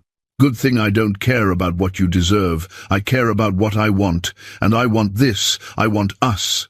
They fell asleep like that, wrapped around each other, the storm still raging outside, but unable to touch the peace they'd found in each other's arms. Jennifer woke to pale dawn light and an empty bed. Panic seized her for a second before she heard the shower running. Miller's shower. She was in Miller's room, in Miller's bed, and the memories of the night before made her skin flush hot. She stretched, pleasantly sore in interesting places, and noticed a piece of paper on the pillow beside her. Miller's handwriting, bold and efficient. "Had to shower and check on a few things. Don't leave. I'm not done with you yet. Coffee is on the nightstand. The door is locked so the twins won't accidentally walk in. Stay in my bed until I get back. I like knowing you're here, warm and naked and mine." Jennifer's whole body heated at the possessive command. She shouldn't find it sexy, should probably object to being ordered around, but there was something about Miller's particular brand of dominance, the way he balanced it with care and vulnerability, that worked for her in ways she didn't fully understand. She was sipping the coffee, perfectly prepared the way she liked it, when the bathroom door opened and Miller emerged in nothing but a towel around his hips. Water droplets still clung to his chest, his hair wet and messy, and Jennifer forgot how to breathe.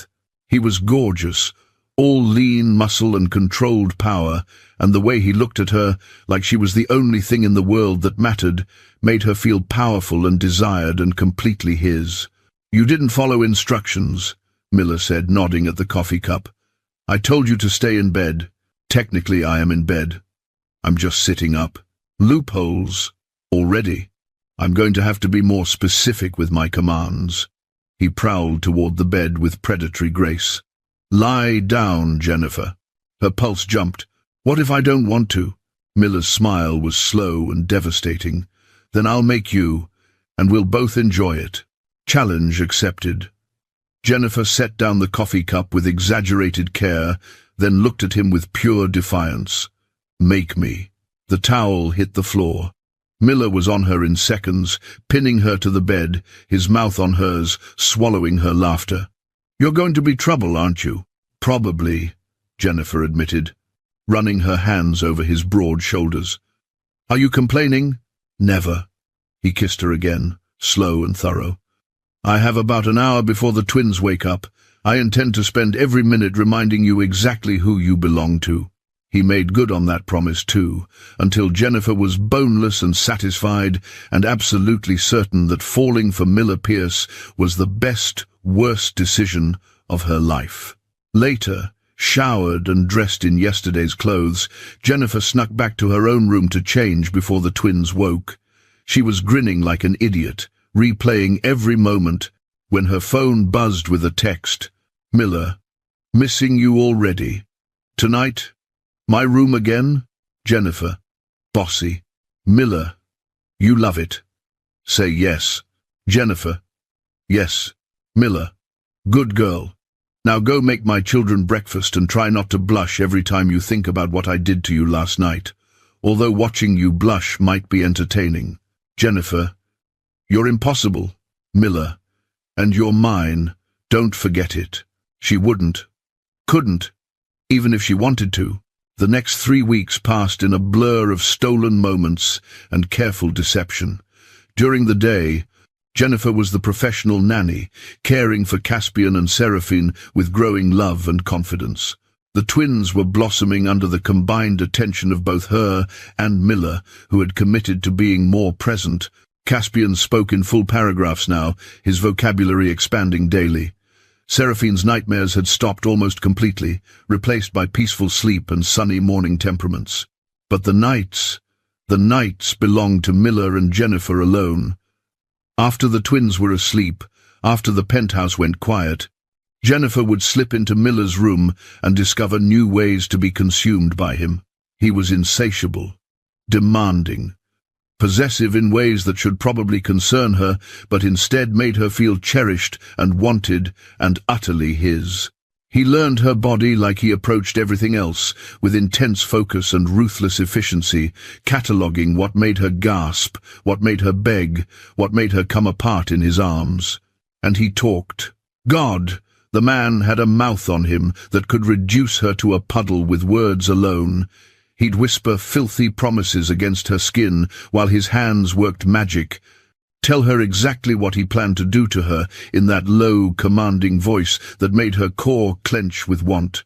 Afterward, tangled in sheets that cost more than her former monthly rent, he'd hold her close and share pieces of himself he'd kept locked away. Stories about his parents, about building his company from nothing, about the loneliness of success without anyone to share it with. They were falling, both of them, faster and harder than was probably wise. It was a Wednesday morning, 4 weeks into her employment and 3 weeks into whatever they were calling this relationship, when Jennifer's carefully constructed routine shattered. She'd woken early in Miller's bed as usual, pressed against his warm body, his arm locked around her waist, even in sleep, like he was afraid she'd disappear. He'd made love to her slowly, thoroughly, until she was breathless and clinging to him, then kissed her senseless before reluctantly letting her sneak back to her own room before the twins woke. Breakfast was cheerful chaos. Seraphine wanted pancakes shaped like butterflies. Caspian insisted on helping mix the batter and got flour everywhere. Miller joined them, tie already perfectly knotted, but his hair still slightly mussed in a way that made Jennifer's stomach flip because she knew she'd been the one to mess it up an hour ago. Their eyes met across the kitchen island, and the heat in his gaze made her blush. Jennifer's, turning red, Caspian announced helpfully. "Are you sick?" "Just warm from the stove, buddy," Jennifer managed, shooting Miller a look that clearly said, "Behave." His slow smile was pure wickedness. He knew exactly what he was doing to her. "Perhaps you should cool down, take a break. I can supervise breakfast." "You don't cook," Jennifer pointed out. "I can pour cereal with the best of them. Besides, I should spend more time with my children without their very attractive nanny as a buffer." The way he said attractive, low and intimate, made it clear he was thinking about exactly how attractive he'd found her a few hours ago. Jennifer escaped to her room on shaky legs, partly to compose herself, and partly because Miller was right that the twins needed one-on-one time with their father. She showered, changed. He tried to focus on editing some photographs on her laptop, but kept getting distracted by memories of Miller's hands, his mouth, the way he'd said, "You're so perfect for me, sweetheart," so perfect while moving inside her. She was completely gone for this man, utterly, irrevocably in love with him, and the realization was terrifying and exhilarating in equal measure. Around 10, her phone buzzed with a message. Miller, of course. "The twins are with Mrs. Dorothy in the playroom. Meet me in my office in 5 minutes. And Jennifer? Don't make me wait." The command in those last 4 words sent heat pooling low in her belly. She shouldn't be this affected by his bossiness, but apparently her body had other ideas. She checked her appearance, smoothed her hair, and headed to Miller's office with her pulse already racing. He was waiting behind his desk, still in his full suit, looking every inch the powerful CEO. The door clicked shut behind Jennifer, and he stood, moving around the desk with predatory grace. "Lock it," he said quietly. Jennifer's hand was already moving to the deadbolt before her brain caught up. "Miller, we can't, not during the day. What if someone needs something? Then they can knock. Lock the door, Jennifer." She obeyed, arousal and anticipation making her fingers clumsy. When she turned back, Miller was right there, caging her against the door with his body, not quite touching but close enough that she could feel his heat. "Do you know what you do to me?" he asked, his voice rough. Sitting across from you at breakfast, watching you with my children, knowing that last night I had you in my bed, making those sweet sounds while I was buried inside you. It's torture. Beautiful, perfect torture. Jennifer's breath caught. We agreed to keep things professional during the day. We did. And I'm trying, sweetheart. I'm trying so damn hard. But then you blush when I look at you, and I want to make you blush everywhere. I want to strip you naked right here in my office and remind you who you belong to. His hand came up to cup her face, thumb tracing her bottom lip. Tell me you don't want that too. Tell me I'm alone in this madness. You're not alone, Jennifer admitted, her hands fisting in his shirt. I can't stop thinking about you either. Miller's eyes darkened with satisfaction. Good, because I have a proposition for you. I'm listening. Tonight, I have a business dinner I can't cancel. Investors from Tokyo, very important, very boring. I'll be gone until at least 11. His thumb continued its maddening exploration of her mouth. I want you to wait for me, in my bed, wearing nothing but this. He pulled a small box from his pocket, flipped it open. Inside was a delicate necklace, a simple pendant on a platinum chain. The pendant was engraved with a single letter, M. Jennifer's heart stuttered. Miller, I can't accept this, it's too much. It's not nearly enough. I want you wearing my initial. I want anyone who sees you to know you're mine. He pulled the necklace from the box, moved behind her to fasten it around her throat. His fingers brushed her nape, sending shivers down her spine. There. Perfect. Don't take it off, Jennifer. Wear it always. So even when we're being professional, you remember who you belong to. The possessiveness should be a red flag, some distant part of Jennifer's brain insisted, but the larger part, the part completely intoxicated by this man, loved it. Loved being claimed, being wanted with this intensity. Okay, she whispered. Miller turned her around, his hands gripping her hips. Okay, what? Okay, I'll wait for you. I'll be in your bed. Wearing nothing but my necklace, he prompted, his voice dropping even lower. Wearing nothing but your necklace, Jennifer repeated, her face flaming. That's my good girl. He kissed her then, deep and claiming, a promise of what was to come tonight. When he pulled back, they were both breathing hard. Now get out of here before I forget my meetings and take you on this desk right now. Jennifer fled, but not before seeing his satisfied smirk. The man was going to kill her with want, and she'd probably thank him for it. The rest of the day dragged. Jennifer took the twins to the building's private gym for some exercise, then to the rooftop garden where they could run around safely within the secured perimeter Miller had approved. She made lunch, supervised quiet time, read stories, played elaborate games of pretend involving dragons and princesses and brave knights. Through it all, she was hyper-aware of the necklace resting against her skin. Miller's claim in platinum and possession. Miller left for his dinner at 6, kissing the twins goodbye, and then, when Mrs. Dorothy wasn't looking, pressing a quick, hard kiss to Jennifer's mouth that tasted like promise and heat. Remember, he murmured against her lips. My bed, nothing else. Jennifer nodded, not trusting her voice. After the twins were asleep, she showered and tried to read, but couldn't focus. 10 o'clock came and went. 10:30. At 10:45, Jennifer gave up pretending she wasn't going to do exactly what Miller had commanded and headed to his room. She'd been in here dozens of times now, but it still felt intimate in a way that made her pulse race. Everything smelled like him, cedar and expensive cologne, and something uniquely Miller. Jennifer stripped off her clothes, folded them neatly because she was apparently incapable of being unself-conscious, even when following explicit seduction instructions, and slipped between his sheets, wearing only the necklace. The platinum was warm against her skin, a constant reminder of his possession. She touched it absently, wondering how she'd gotten here, how she'd gone from broke art student to lying naked in a billionaire's bed waiting for him to come home and... What had he said? Remind her who she belonged to? 11 o'clock passed. Then 11:15.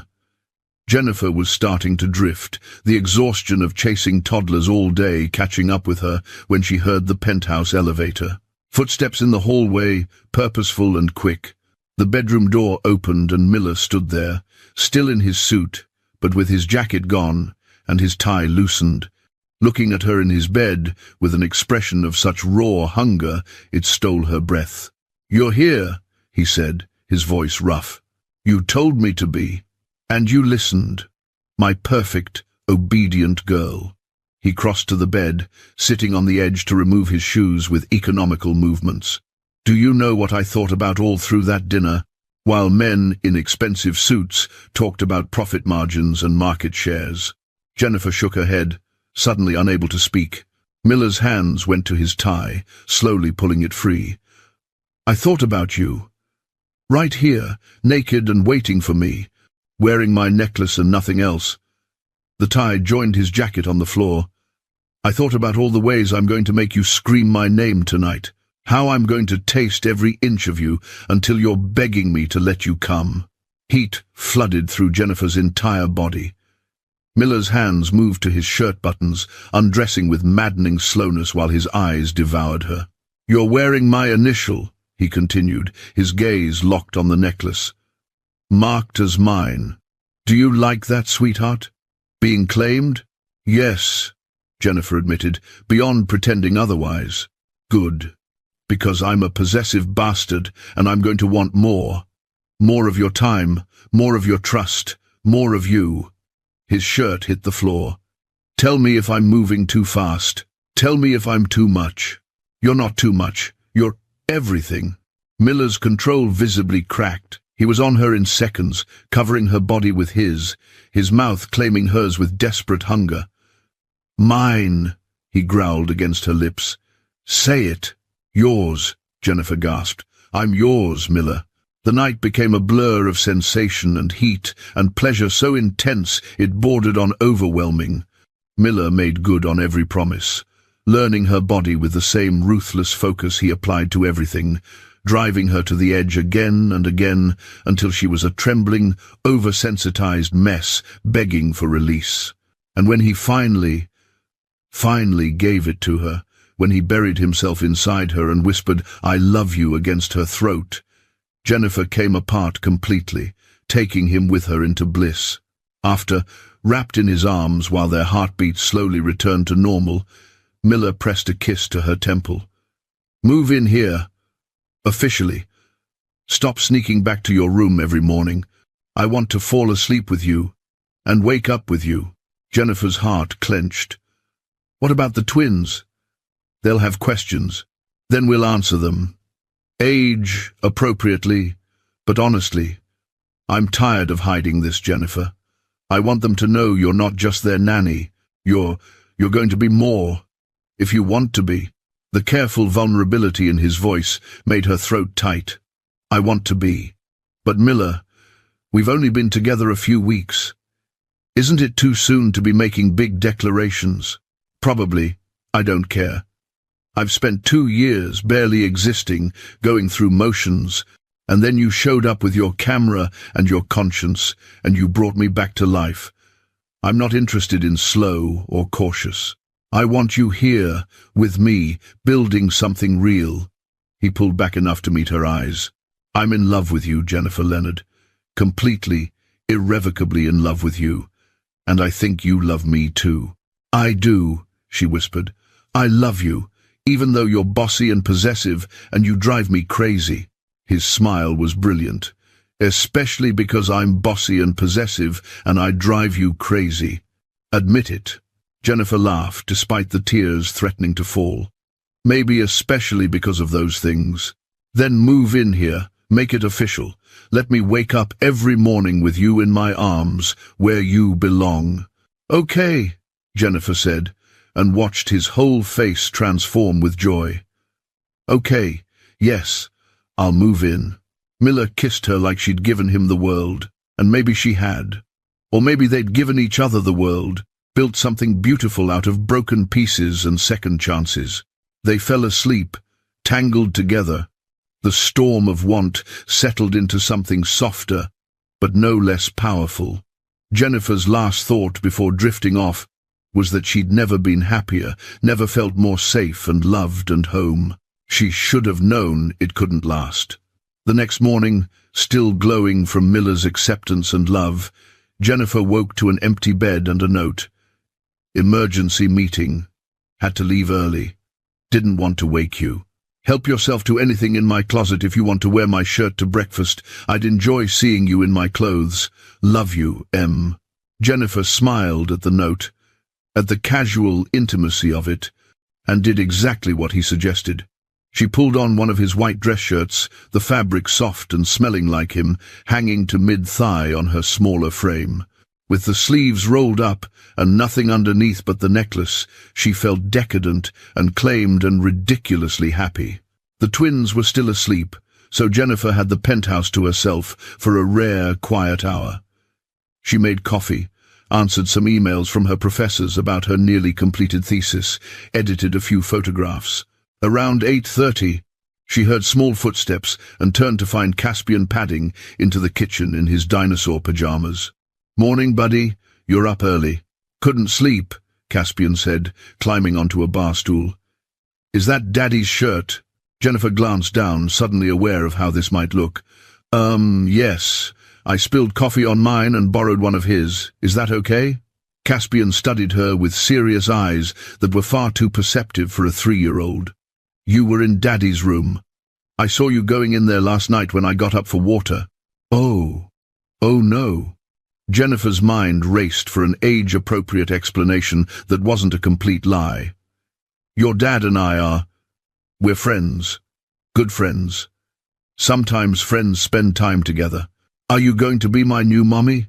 The question, delivered with such casual hope, made Jennifer's heart stop.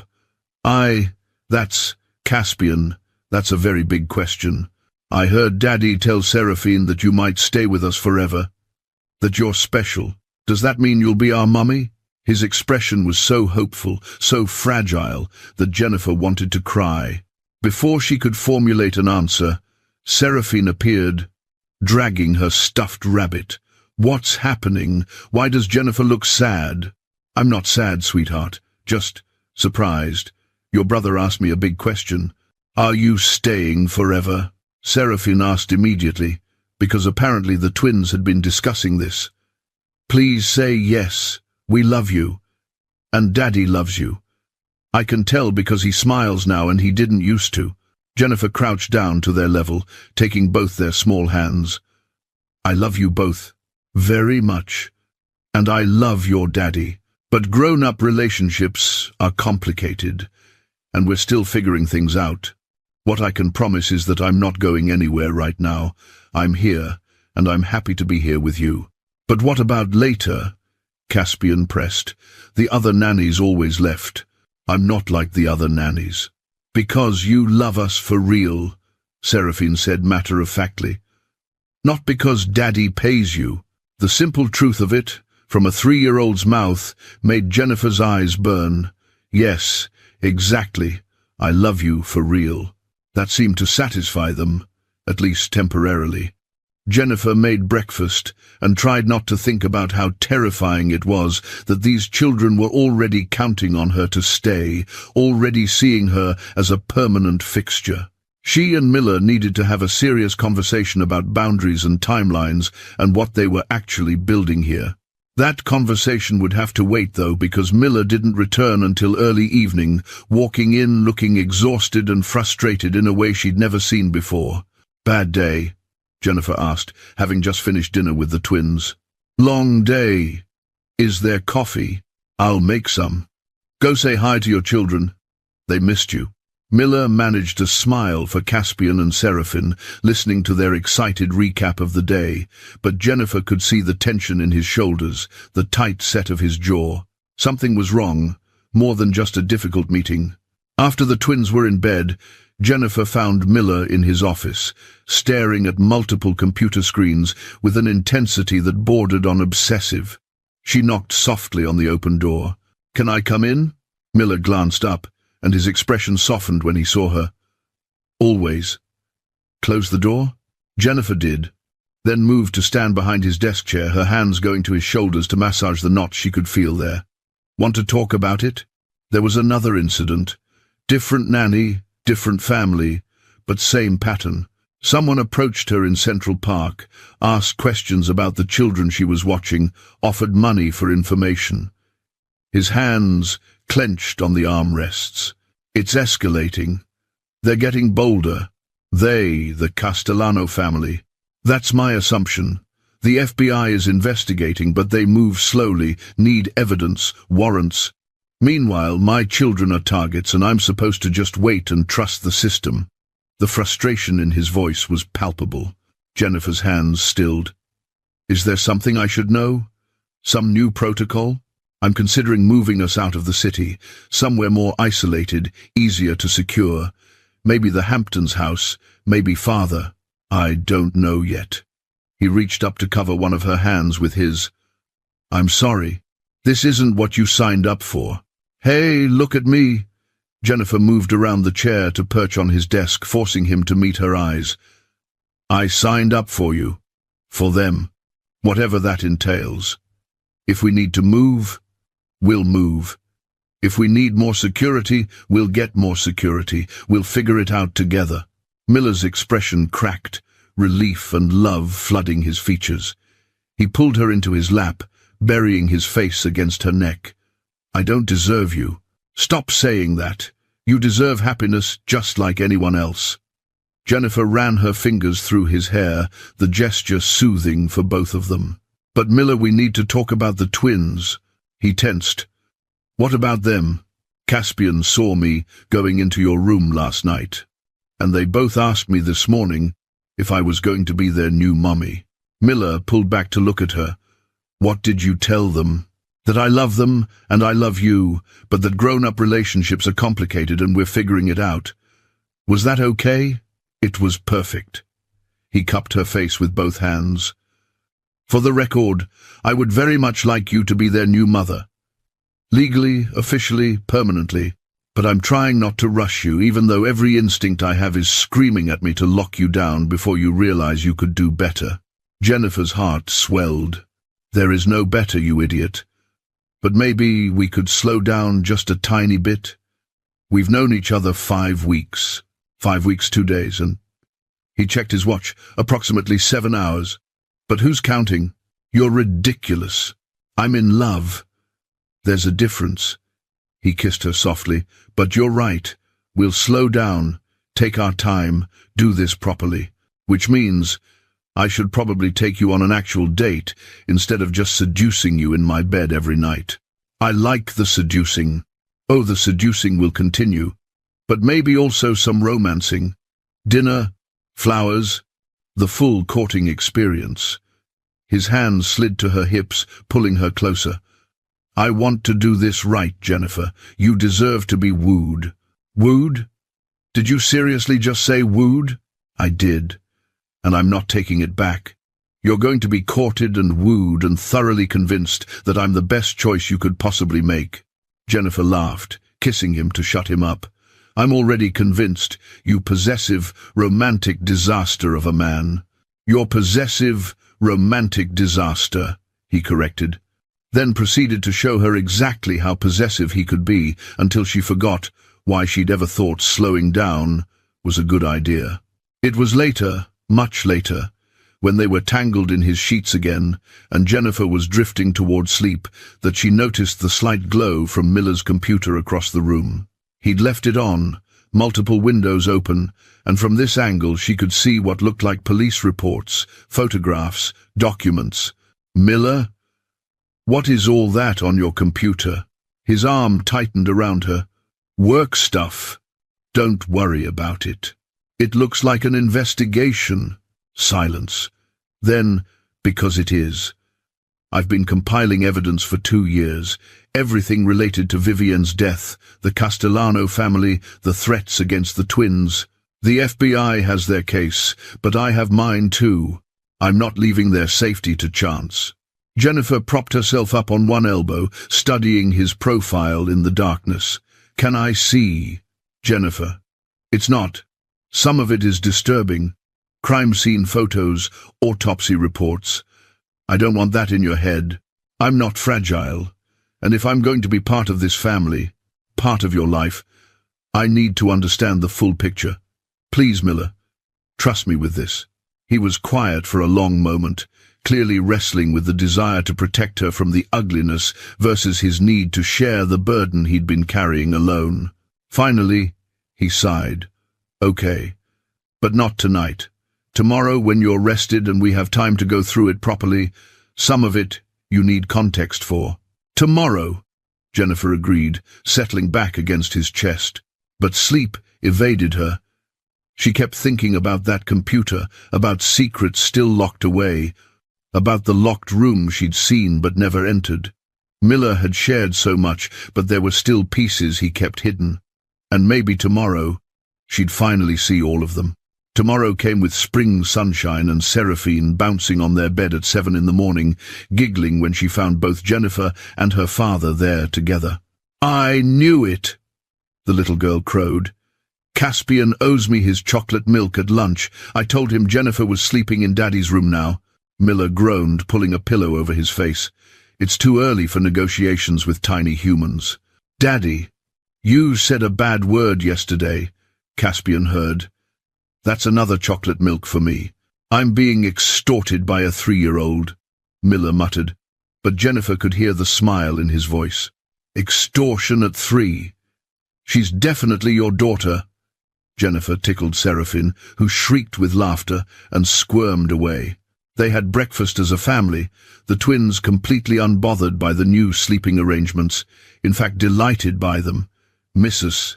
Dorothy arrived and raised an eyebrow at Jennifer wearing Miller's shirt, but said nothing, just smiled knowingly and went about her work. Dax came by for a security briefing, and his expression shuttered when he saw the domestic scene, though Jennifer couldn't read what emotion he was hiding. After the twins were settled with Mrs. Dorothy for their morning activities, Miller took Jennifer's hand. "Come on. I'll show you the room." The locked room. Jennifer's pulse jumped as Miller led her down the hallway to the door that had always been sealed. He pulled a key from his pocket, hesitated with his hand on the lock. "Once you see this, you can't unsee it. Are you sure?" "I'm sure." The lock clicked. The door swung open, and Jennifer stepped into Vivian Pierce's preserved world. It wasn't a shrine like she'd half expected. It was an office, or had been. Now it was something between a memorial and a war room. One wall was covered in photographs, news clippings, printouts of articles. The Castellano family tree sprawled across a corkboard, names and faces connected by red string, like something from a crime thriller. Another wall held a timeline, starting 5 years ago and ending with Vivian's death, every significant event marked and annotated. "Jesus, Miller," Jennifer breathed. "I know. It's obsessive. But I needed to understand, needed to piece together what happened." He moved to the desk, which was covered in file folders, each labeled and organized. "This is everything I've collected. Vivian's background, the Castellano family business, connections to organized crime, witness statements from the night she died, autopsy reports, everything." Jennifer moved closer to the wall of photographs. Vivian had been beautiful, delicate features and dark hair, but there was something haunted in her eyes, even in candid shots. "Tell me about her, the real her, not the business arrangement version." Miller leaned against the desk, arms crossed. She was terrified constantly. Jumped at loud noises, checked over her shoulder, had nightmares almost every night. But she was also kind, funny, when she let herself relax. She loved painting, had real talent. The twins have her creativity. Did you love her? Not romantically. But I cared about her deeply. She was my friend, my responsibility. And I failed her. His jaw clenched. I came home that Tuesday afternoon, had left work early because she'd called, said she wasn't feeling well, asked if I could watch the twins.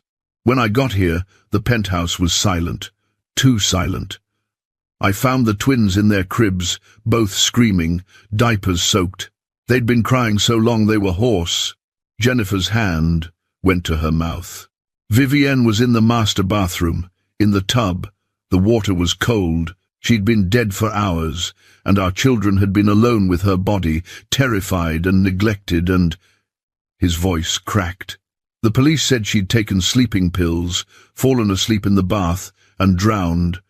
Accidental death. But Vivienne didn't take baths, Jennifer. She was terrified of deep water, always showered. And the pills they found in her system, she didn't have a prescription for those. Someone gave them to her, Jennifer said quietly.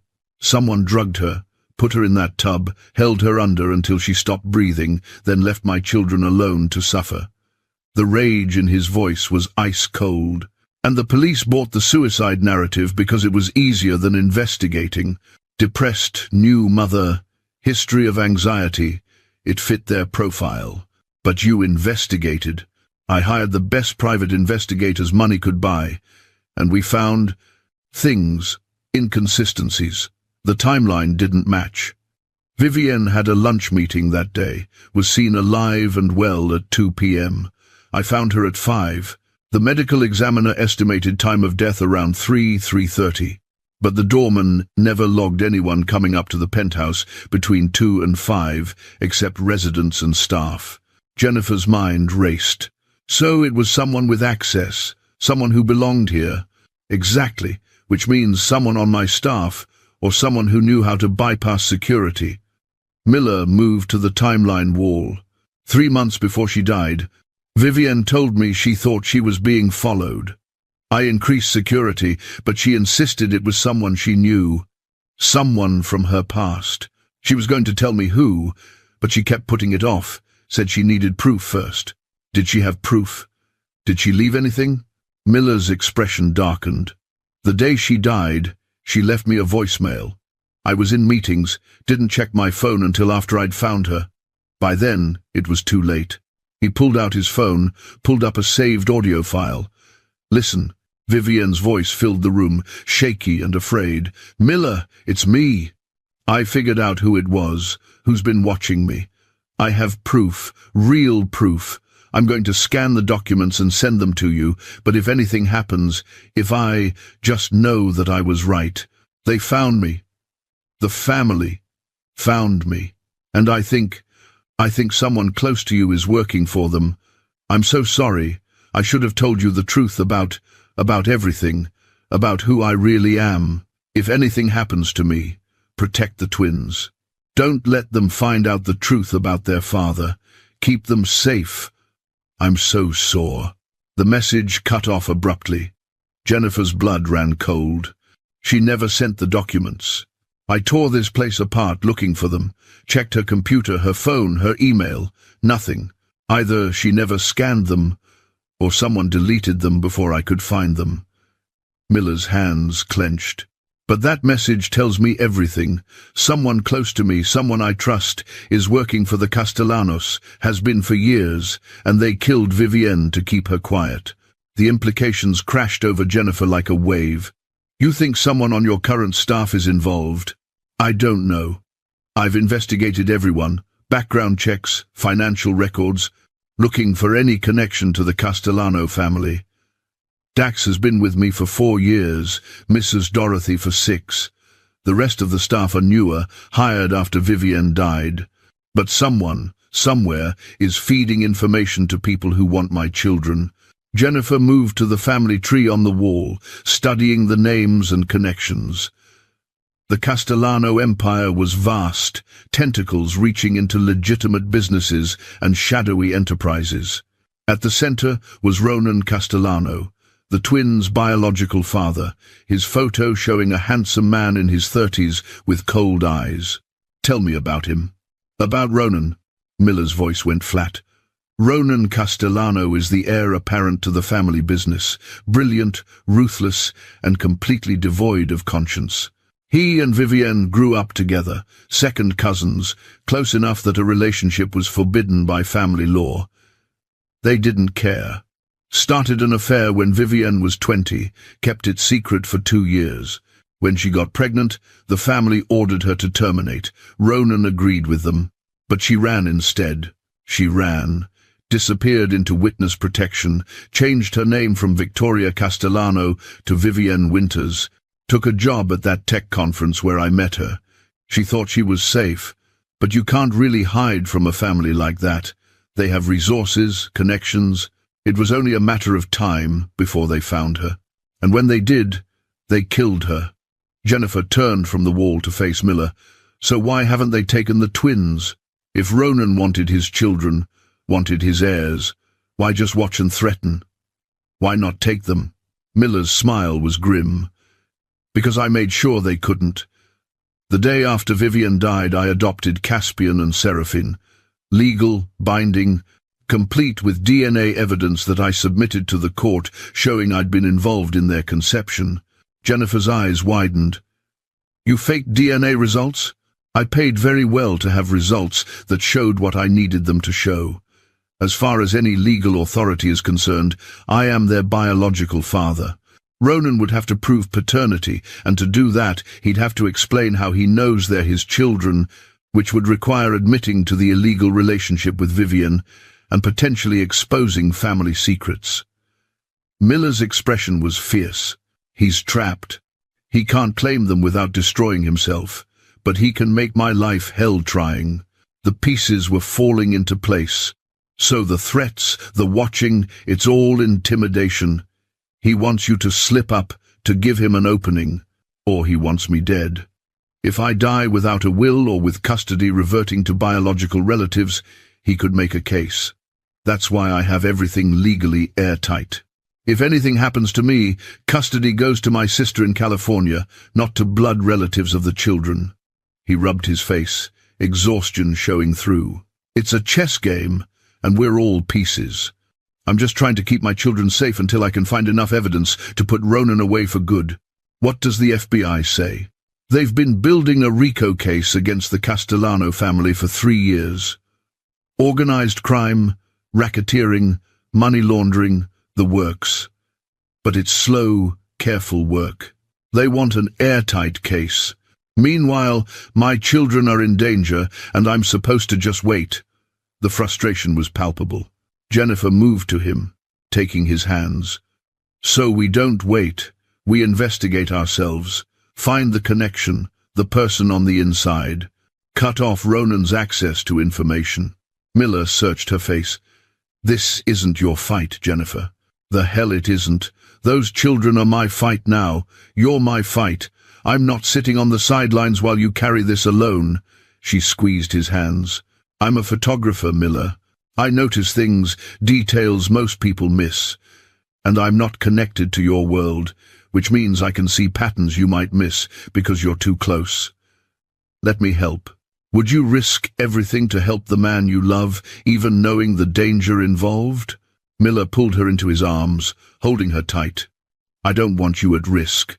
The thought of them targeting you because of me, I can't. I won't let that happen. Then we'll be careful. But we'll do this together. Jennifer pulled back to meet his eyes. Tell me about Dax, your head of security. What do we know about him? Miller's expression flickered with something, doubt maybe. Dax Merritt, former Marine, exemplary record. Hired him 4 years ago when I needed to upgrade security after the twins were born.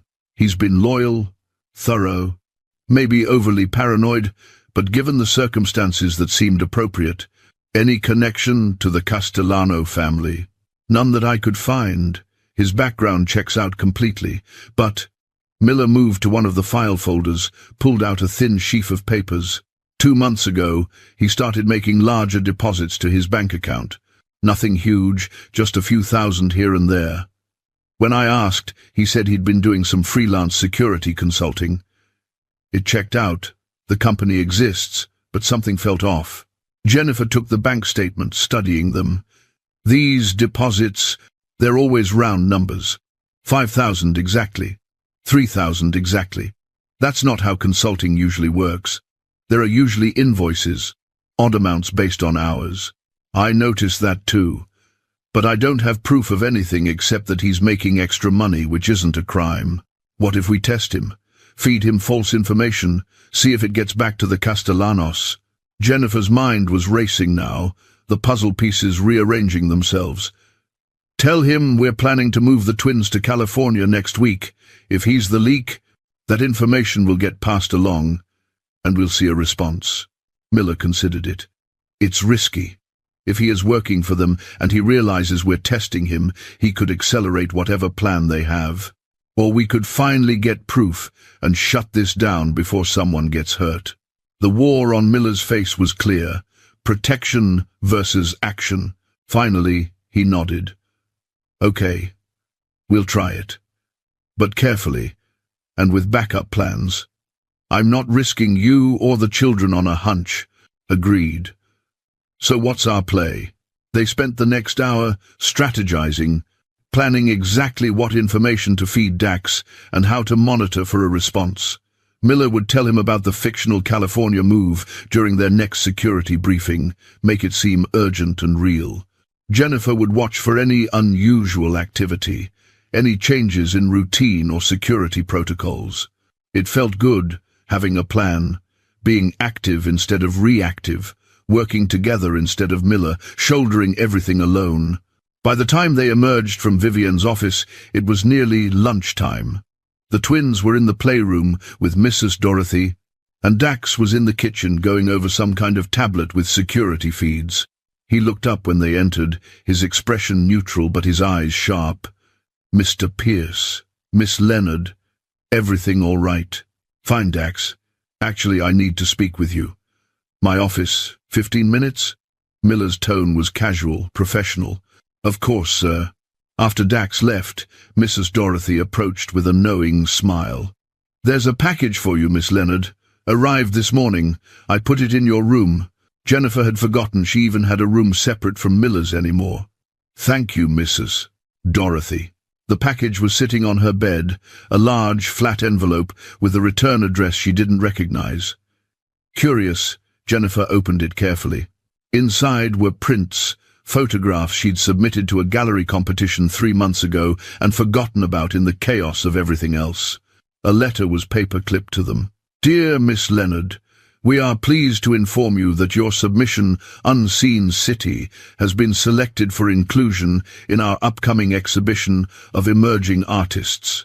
The show opens in 2 weeks. We would love to feature you as one of our spotlight artists.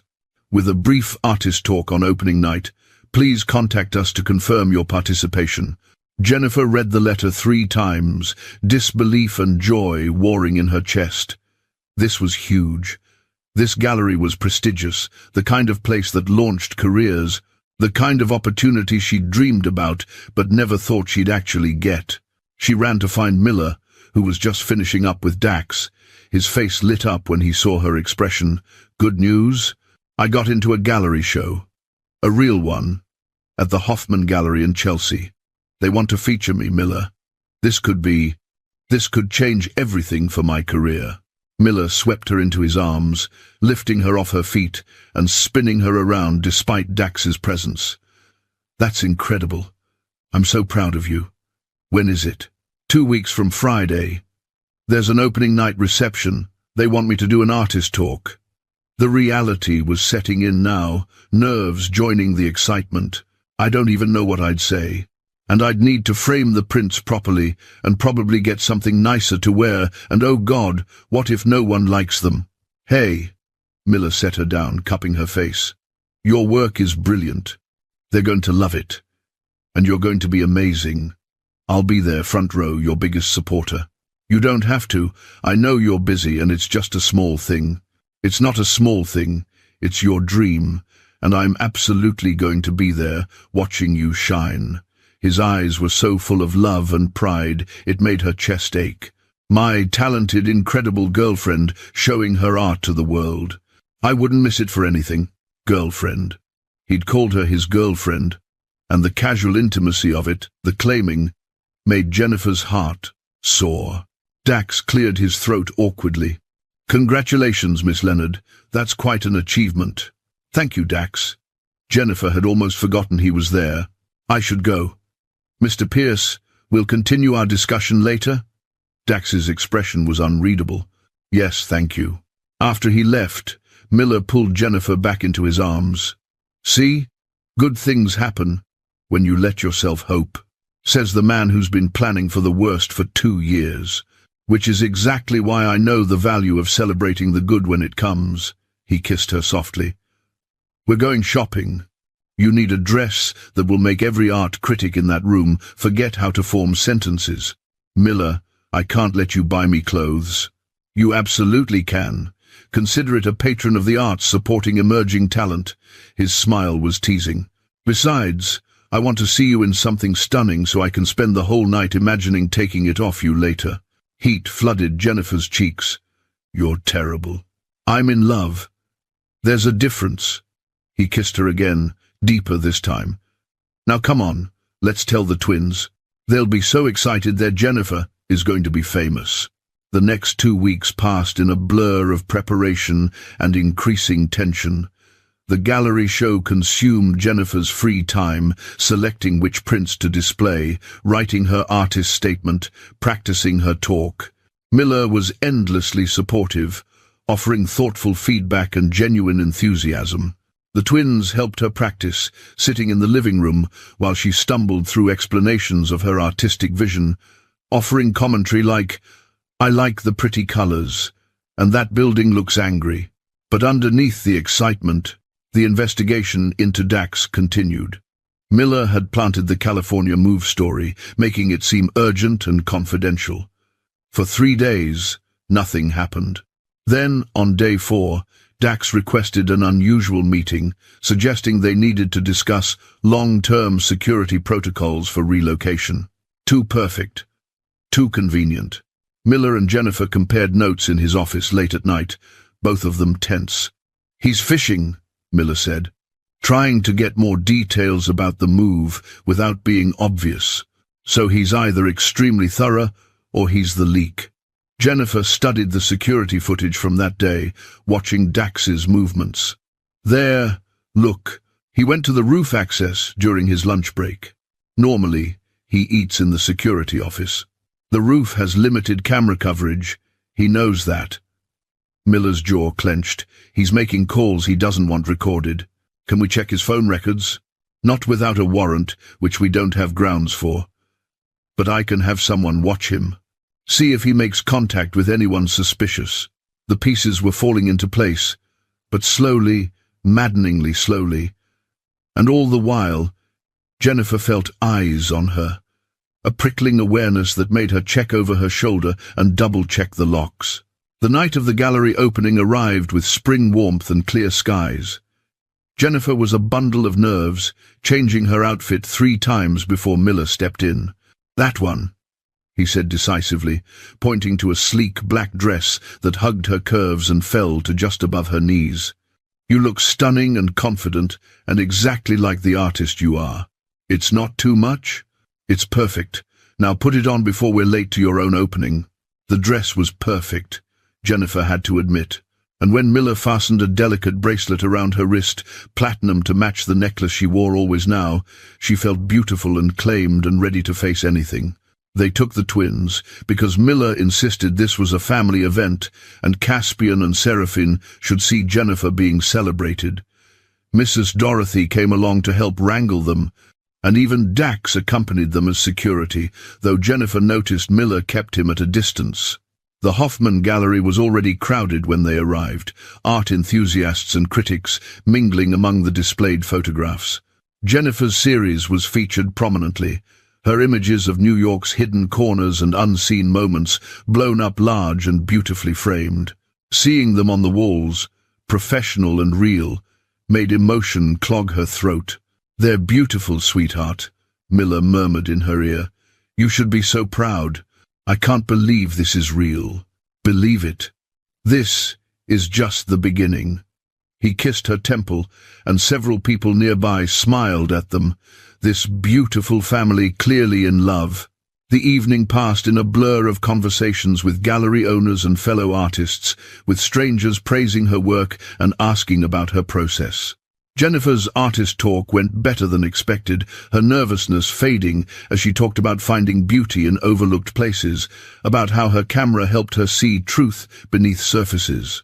Miller watched from the front with the twins, his expression so full of pride and love it made her voice catch. This was what happiness felt like, she realized. Being seen, being supported, being loved exactly as she was. The reception was winding down, Jennifer accepting congratulations from the gallery owner when she noticed Dax on his phone near the entrance. His body language was tense, agitated, and he kept glancing at Miller and the twins. Jennifer's instincts prickled. Something was wrong. She made her way to Miller, kept her voice low. "Dax is acting strange. He's been on his phone for 10 minutes, keeps watching you." Miller's expression shuttered immediately into alertness. "Where?" "By the door. Don't look directly." But it was too late. Dax had noticed them noticing him. He pocketed his phone and approached, his smile not quite reaching his eyes. "Wonderful event, Miss Leonard.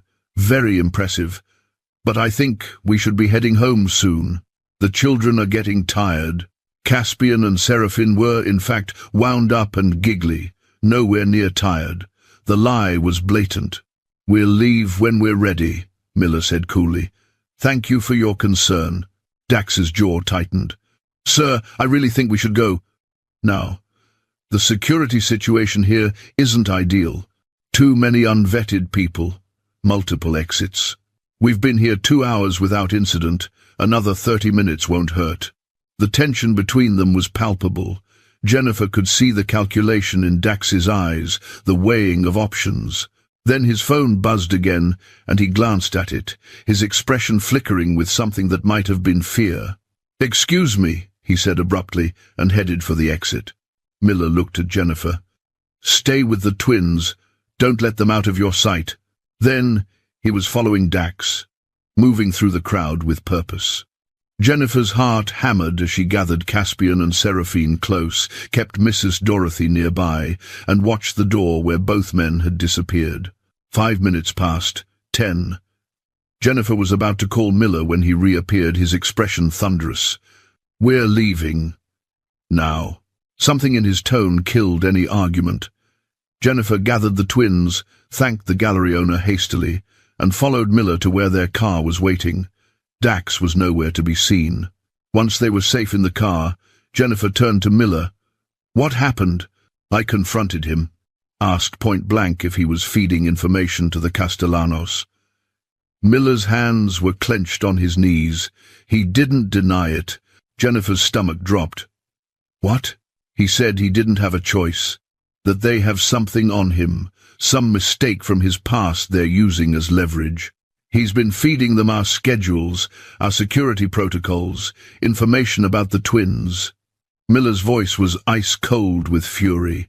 "He swears he never told them about tonight, never mentioned the gallery or your show.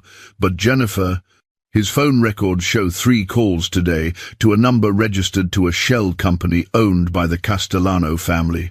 He led them here, to the gallery. That's my assumption, which is why we're going straight home. I'm firing him immediately, and we're implementing new security protocols tonight." Miller pulled out his phone, already making calls. "I'm also contacting the FBI, telling them everything. It's time to stop playing defense and go on the offensive." The rest of the ride was tense. Miller on the phone, coordinating with someone, probably his lawyers or security consultants. Jennifer held the twins, who had picked up on the adults' anxiety and gone quiet. By the time they reached the penthouse, a new security team was already there, strangers with serious faces and military bearing. Dax's things were packed, and he was escorted out without ceremony. He tried to approach Miller one last time. "I'm sorry. I never wanted. They threatened my family. I didn't have a choice." "There's always a choice," Miller said flatly. "You chose wrong. Get out of my home and stay away from my children, or I will destroy you." "That's not a threat, it's a promise." Dax left. His shoulders slumped in defeat, and Jennifer felt the weight of what this meant settling over all of them. They'd found the leak, but in doing so, they'd exposed themselves. The Castellanos now knew they were being investigated, knew their inside man had been compromised. The game had changed. And Jennifer had the terrible feeling it was about to get much worse before it got better. The days following Dax's exposure were tense, everyone on high alert. Miller hired a completely new security team, vetted personally by FBI contacts. He barely slept, working late into the night, coordinating with federal agents, building their case against the Castellano family. Jennifer tried to maintain normalcy for the twins, but even Caspian and Seraphine sensed the change in atmosphere, becoming clingy and anxious. It was 6 days after the gallery opening when everything fell apart. Miller had an emergency meeting at his office downtown, something about a potential security breach in his company's servers. He didn't want to go, wanted to stay close to the twins, but his CTO insisted it couldn't wait. Jennifer assured him they'd be fine. The new security team was thorough, and she wouldn't let the children out of her sight. She should have trusted her instincts when Miller kissed her goodbye that morning with unusual intensity, holding her just a fraction too long. "I love you," he'd said against her mouth. "You know that, right? Whatever happens, you know I love you and those children more than anything in this world." "I know. I love you too. Now go. We'll be here when you get back." He'd left, but kept texting her every 20 minutes. Updates on his location, checking in, the constant contact of someone who couldn't shake a sense of foreboding. Jennifer responded each time, sent photos of the twins playing, tried to reassure him even as her own unease grew. Around 2 in the afternoon, Mrs. Dorothy left early with what she said was a migraine. The new head of security, Noble, received a call about a suspicious package in the building's mailroom and went to investigate with half the team. It all happened so smoothly, so naturally, that Jennifer didn't realize until later how perfectly orchestrated it was. She was alone with the twins in the playroom when the elevator dinged. Jennifer looked up, expecting Noble returning, and instead saw 2 men in maintenance uniforms she didn't recognize. Her instincts screamed danger even before one of them smiled and pulled out a gun. "Don't scream, Miss Leonard. We're not here to hurt the children. Just you." Jennifer's blood turned to ice. She stepped in front of Caspian and Seraphine, putting her body between them and the threat. "Get out. Security will be back any second." "Security is currently dealing with a bomb threat 3 floors down. We have about 10 minutes. You can come quietly, or we can make this difficult. Your choice. But think about those kids before you decide." The calculation was instant and terrible. If she fought, if she screamed, these men might panic and hurt the twins. If she went quietly, Miller would come for her. She knew he would move heaven and earth to get her back. "Let me put them in their room first. They don't need to see this." The man with the gun nodded. 5 minutes.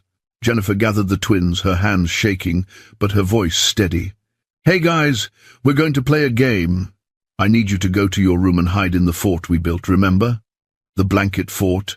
And you stay there super quiet until Daddy comes home. Can you do that for me?" Seraphine's eyes were huge with fear. "Jennifer, I'm scared." "I know, baby, but you're so brave. You and Caspian are the bravest kids I know. Go hide, stay quiet, and Daddy will find you soon. I promise." She kissed both their heads, breathing in their little kid smell, praying this wasn't the last time. "I love you both so much." Caspian grabbed her hand. "Are the bad men going to hurt you?" "No, sweetheart. Everything's going to be okay. Now go, quickly." She watched them run to their room, watched Caspian take his sister's hand like the protective big brother he was becoming, and felt something in her chest crack. Then she turned to face the men who'd invaded their home. "I'm ready." They zip-tied her hands, surprisingly gentle about it, and led her to the service elevator. Jennifer tried to memorize details, anything that might help later. Both men were tall, muscular, professional. One had a scar above his left eyebrow. The other wore a wedding ring. They didn't speak to each other, moving with military precision. The elevator took them to the parking garage, where a black SUV waited. They put her in the back seat, 1 man on either side, and drove. Jennifer watched the city pass through tinted windows and tried not to panic. Miller would get her security footage. He'd see what happened. He'd find her.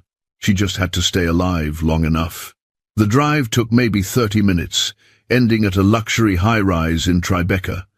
They took her up to a penthouse apartment that was all modern elegance and river views, completely at odds with the situation.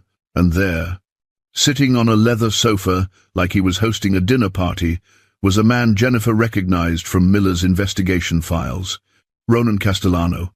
Handsome in a sharp-edged way, expensive suit, cold eyes that assessed her like a possession. "Miss Leonard, thank you for joining me." His voice was cultured, pleasant, terrifying in its normalcy. "I didn't exactly have a choice." "No, I suppose not. Please sit. Can I offer you something to drink? I want to go home. Soon. First, we need to have a conversation." Ronan gestured to a chair across from him. "Sit, Jennifer. I promise. I have no intention of hurting you. You're far too valuable." Jennifer sat because standing felt like weakness. "Miller will come for me. I'm counting on it." "That's rather the point." Ronan poured himself scotch from a crystal decanter. "You see, Miller Pierce has something that belongs to me, my children, my blood, and he's refused every reasonable attempt to negotiate shared custody or visitation, so I'm forced to be more creative. Those children are terrified of you. You had their mother killed." Ronan's expression flickered. Might have been pain. "Is that what he told you?" "That I killed Vivienne, didn't you?" "No, Miss Leonard. I loved her.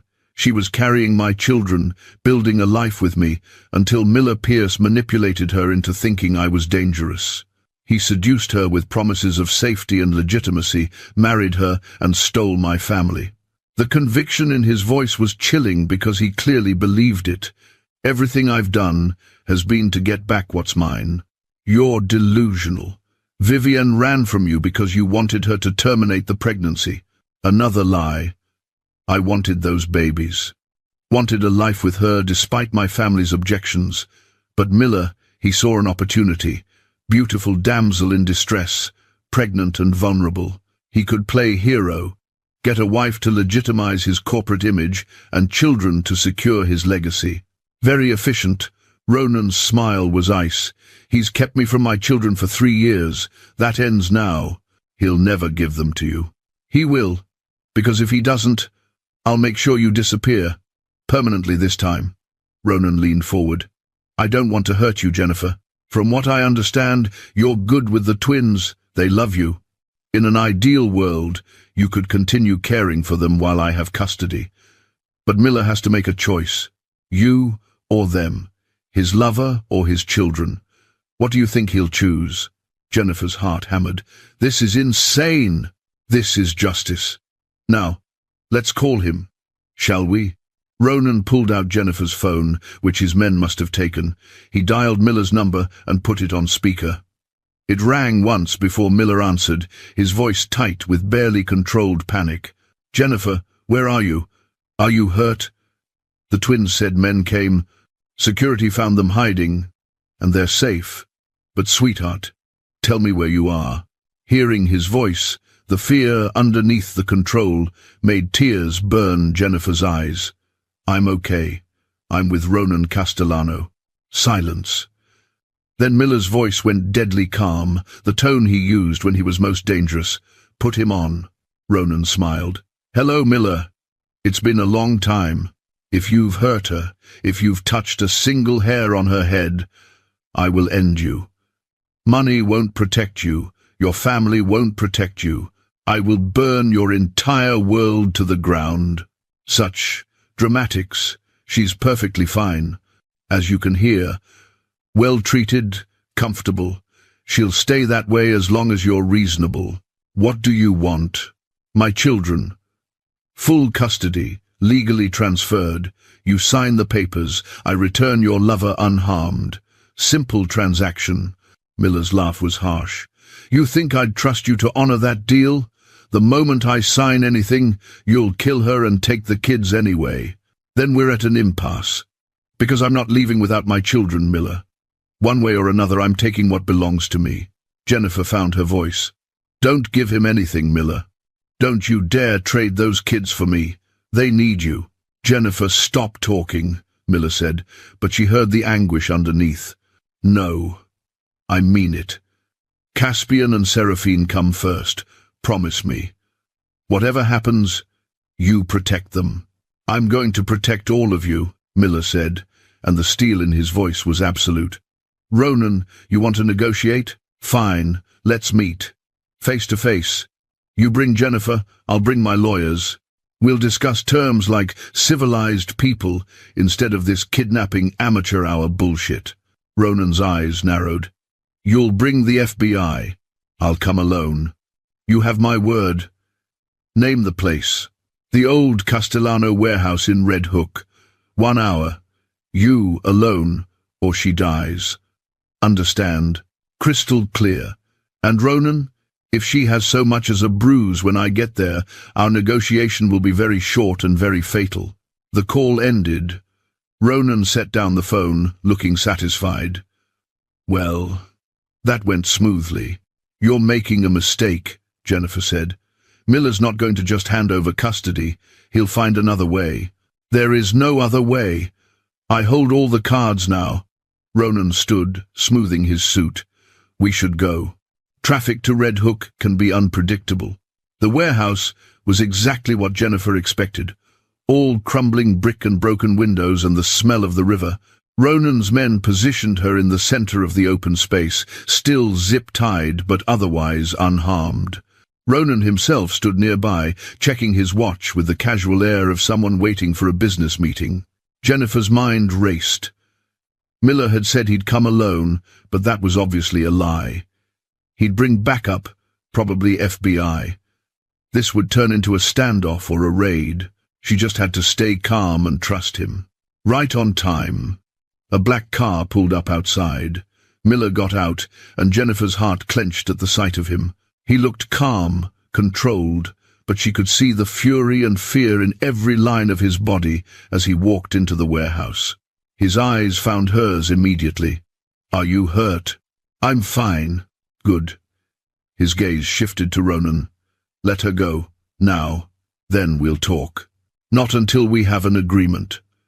Ronan pulled out a document. Custody papers. Already drawn up, just need your signature. Sign them. She walks free. Miller took the papers, scanned them, then tore them in half. Not happening. Try again. Ronan's expression hardened. Then she dies. No, she doesn't, because you need me alive and cooperative to have any chance at those children. Kill her, kill me, and custody defaults to my designated guardian. You lose everything. Miller's smile was knife-sharp. You're not holding cards, Ronan. You're holding a losing hand and bluffing badly. I could make you watch her die slowly. Change your mind pretty quickly. You could try, but you'd be dead before you finish the threat. Miller's voice dropped to something cold and final. I didn't come alone, you idiot. I brought the FBI. They're surrounding this building right now. You're done. As if on cue, the sound of vehicles outside shouted commands, the organized chaos of a raid in progress. Ronan's face went white with rage. You gave me your word. I lied. Something you'd understand. Miller was already moving toward Jennifer. It's over, Ronan. The FBI has everything. Dax's testimony, financial records, proof of your organization's criminal enterprise. You're going to prison for a very long time. Ronan pulled a gun, aiming it at Jennifer. Then I have nothing to lose. Everything happened at once. FBI agents burst through the warehouse doors, shouting.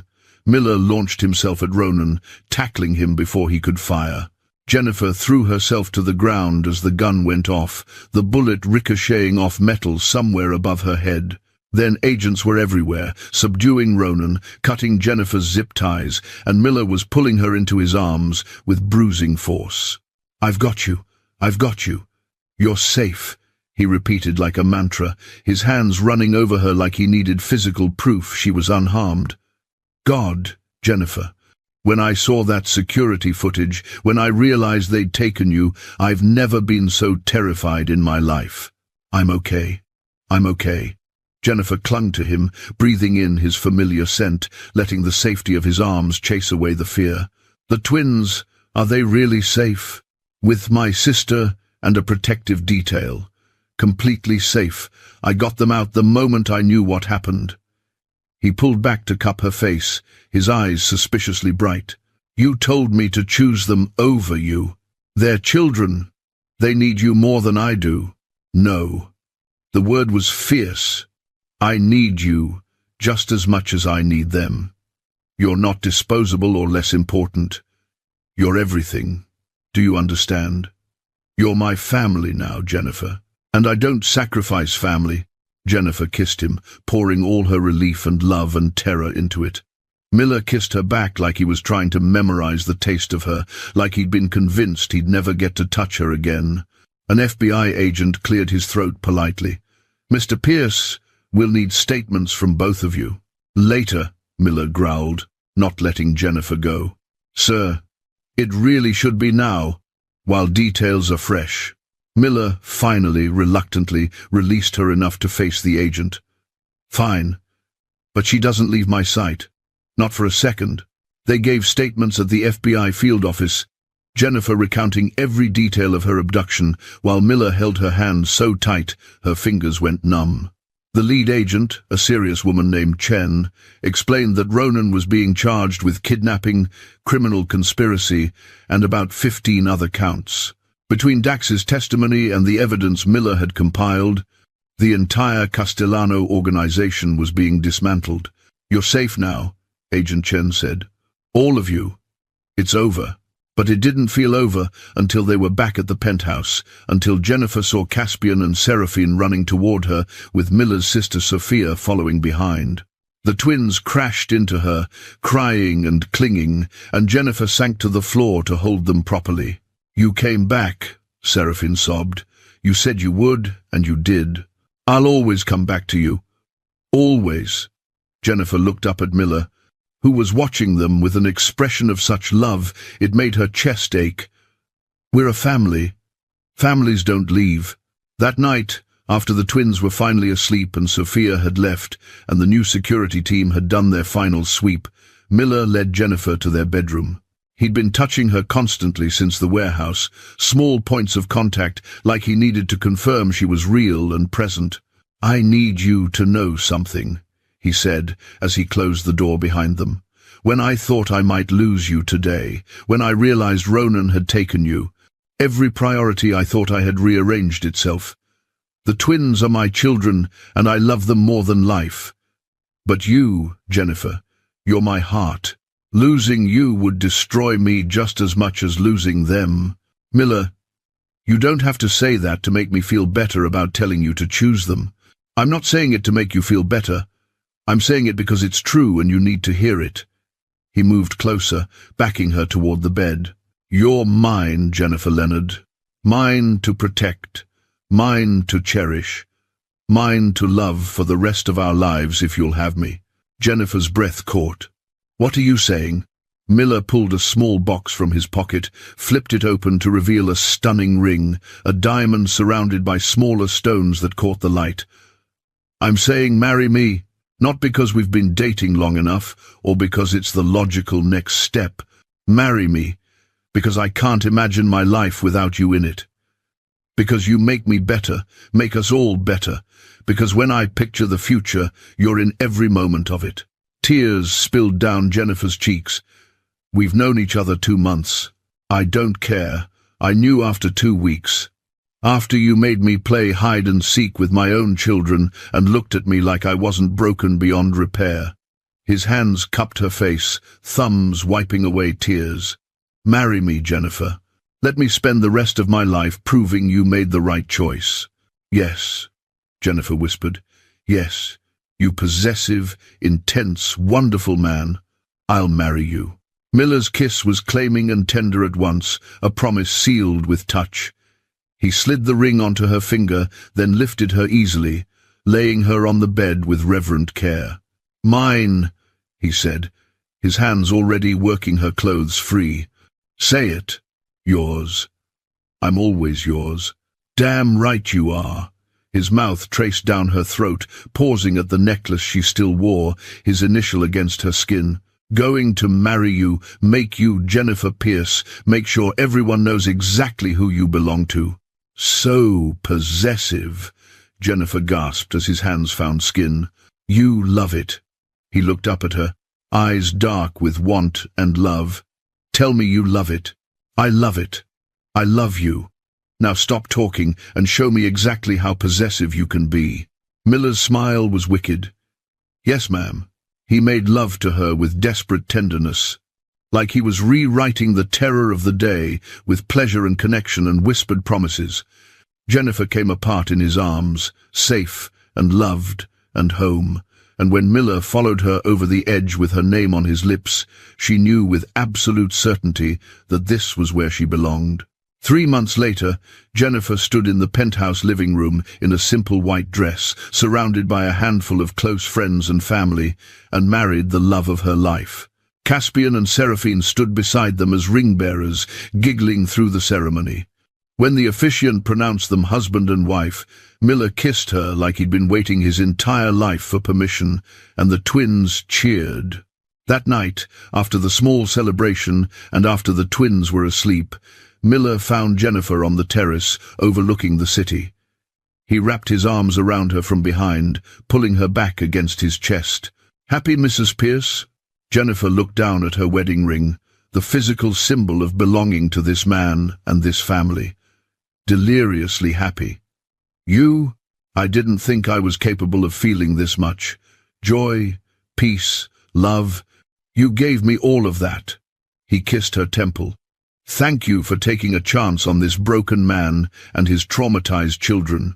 Best decision I ever made, offering you that job." Jennifer laughed, the sound free and genuine. He kissed her under the stars, the city spread below them, the future bright with possibility, and Jennifer knew that whatever came next, they'd face it together. A family built not from blood or obligation, but from choice and love, and the courage to let broken pieces create something beautiful. Their story had started with a photograph and a proposition. It had survived danger and secrets and fear, and it would continue through all the messy, complicated, wonderful years ahead, because they'd chosen each other. Again and again, they'd choose each other. And that was the greatest love story of all. The end. Did Jennifer and Miller's passionate journey from accidental photograph to forever family capture your heart? If you loved this story of possessive love, second chances, and found family, please like this video, subscribe for more steamy romance stories, and drop a comment telling me your favorite moment. Was it their first kiss? The locked room discovery? Or the emotional proposal? I want to hear from you. And if you can't get enough of fierce billionaires and the strong women who tame them, check out the end screen story for another enemies to lovers romance that will leave you breathless. Thank you so much for listening, and I'll see you in the next story. Lots of love.